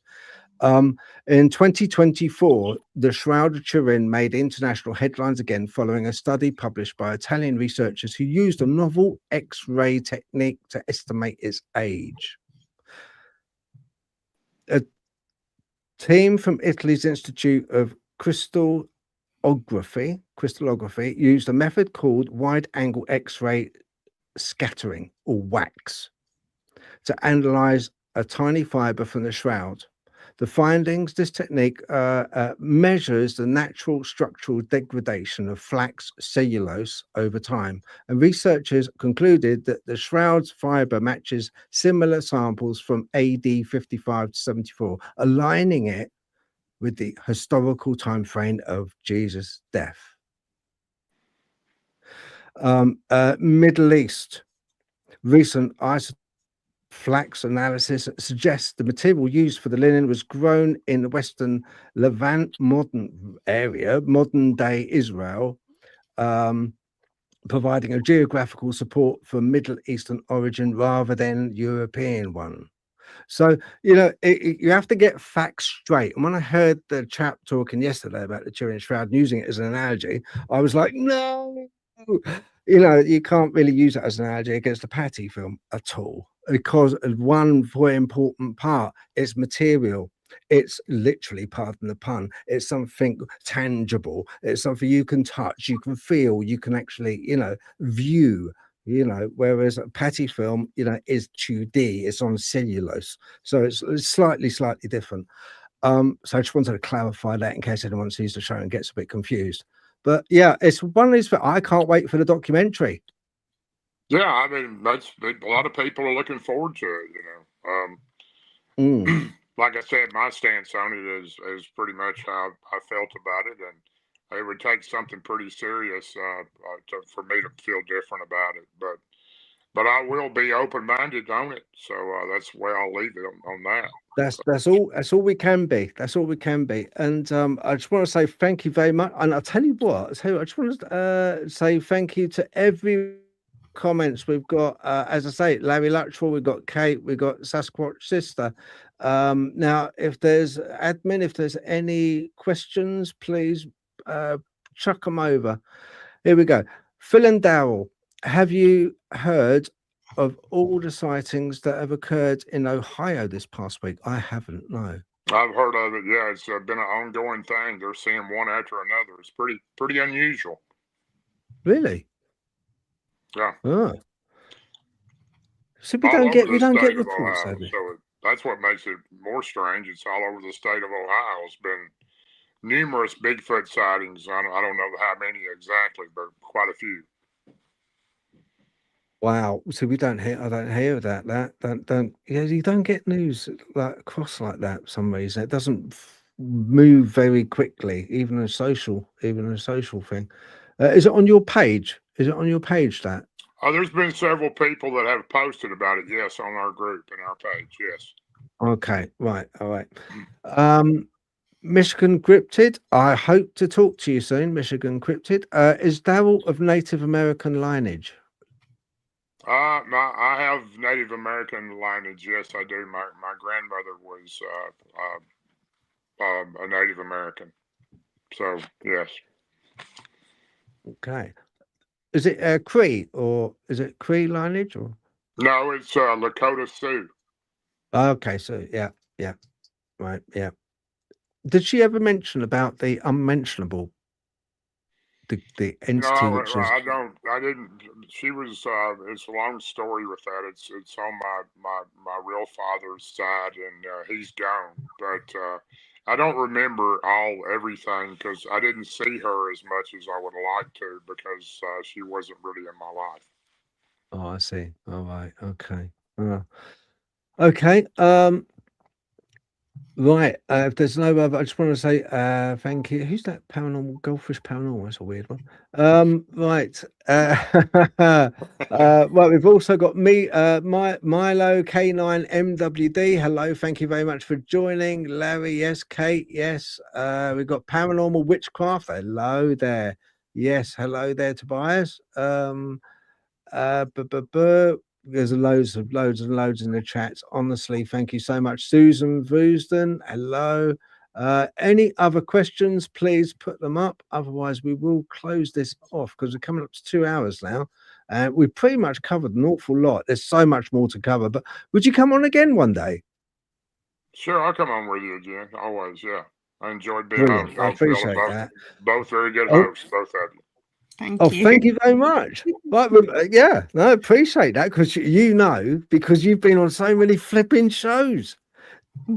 Darrell, do you ever get like kind of a bit showed out? Do you get showed out? You know, but you get to a stage you think, oh, just like, and it runs through like a script. You know, I do have those moments. I've actually had one lately. I've done so many last month, and you know, I kind of slowed down a little bit. I don't like to hurt anyone's feelings or make them feel like they're not as important as anybody else. But I've had to tell a few lately. I just got to take a break for a little bit here because it's been pretty crazy the last well, I've been doing them for I don't know how many years now. I've done over 590, I believe it is, and radio and podcasts. So I used to keep up with them, and I've lost count, and it doesn't really matter anyway. But anyway, I enjoyed doing them. But you kind of feel like people's heard your story so many times, you don't want to overload it.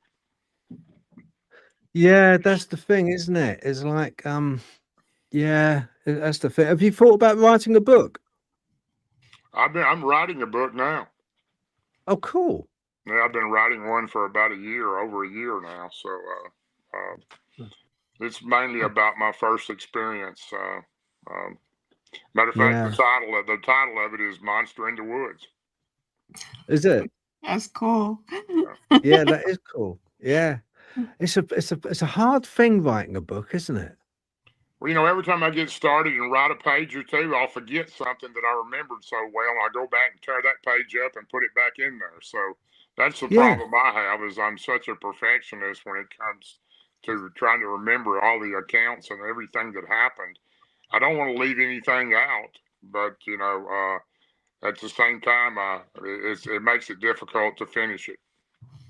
Yeah, I know. I find it's I think it's the isolation that gets me, because I'm more of a I much prefer talking than I do sitting down writing. When I'm sitting down writing, it suits Natalie. Natalie quite likes it, and she's very good at it. Very, very good at it. Natalie is, but got with my me, pens already. yeah, she's old school. Everything's on written paper. The audio books are so popular now. A lot of people have told me, just do the audio book. Everybody likes those, and I've thought about that. I would have been finished a long time ago if I'd have done that. So, yeah, I know. I think that's a good idea. Audio book. I could do that. I can yabber like the best of them. I'm waffle. I waffle a lot. I'm really good waffler. A lot of people comment to me all the time. I don't know if they're being nice or they're being truthful, but they like my southern voice and they enjoy hearing me speak about my adventures. Yes. Do you know? I was gonna say, Darrell, your voice, honestly, it's got a timbre to it. It's got a deep timbre to it. It's got your voice. I can imagine you. If you gave it all up and decided you're going to be, I don't know, maybe a platform announcer on a train system or something. Everyone will stand to attention. Train's coming.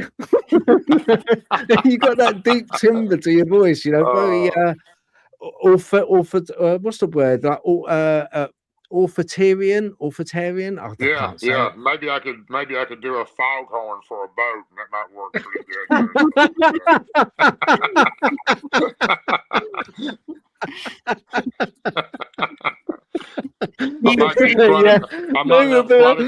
I might have quite a few jobs. People want to hook me up. You can just imagine it. I'll tell you, that's going to be a ringtone. You want to get a trademark on that? That's going to be a ringtone. Yeah. Bigfoot. Oh man, it's getting to that time of night. I can assure you, it would pay a lot more than what I make doing these.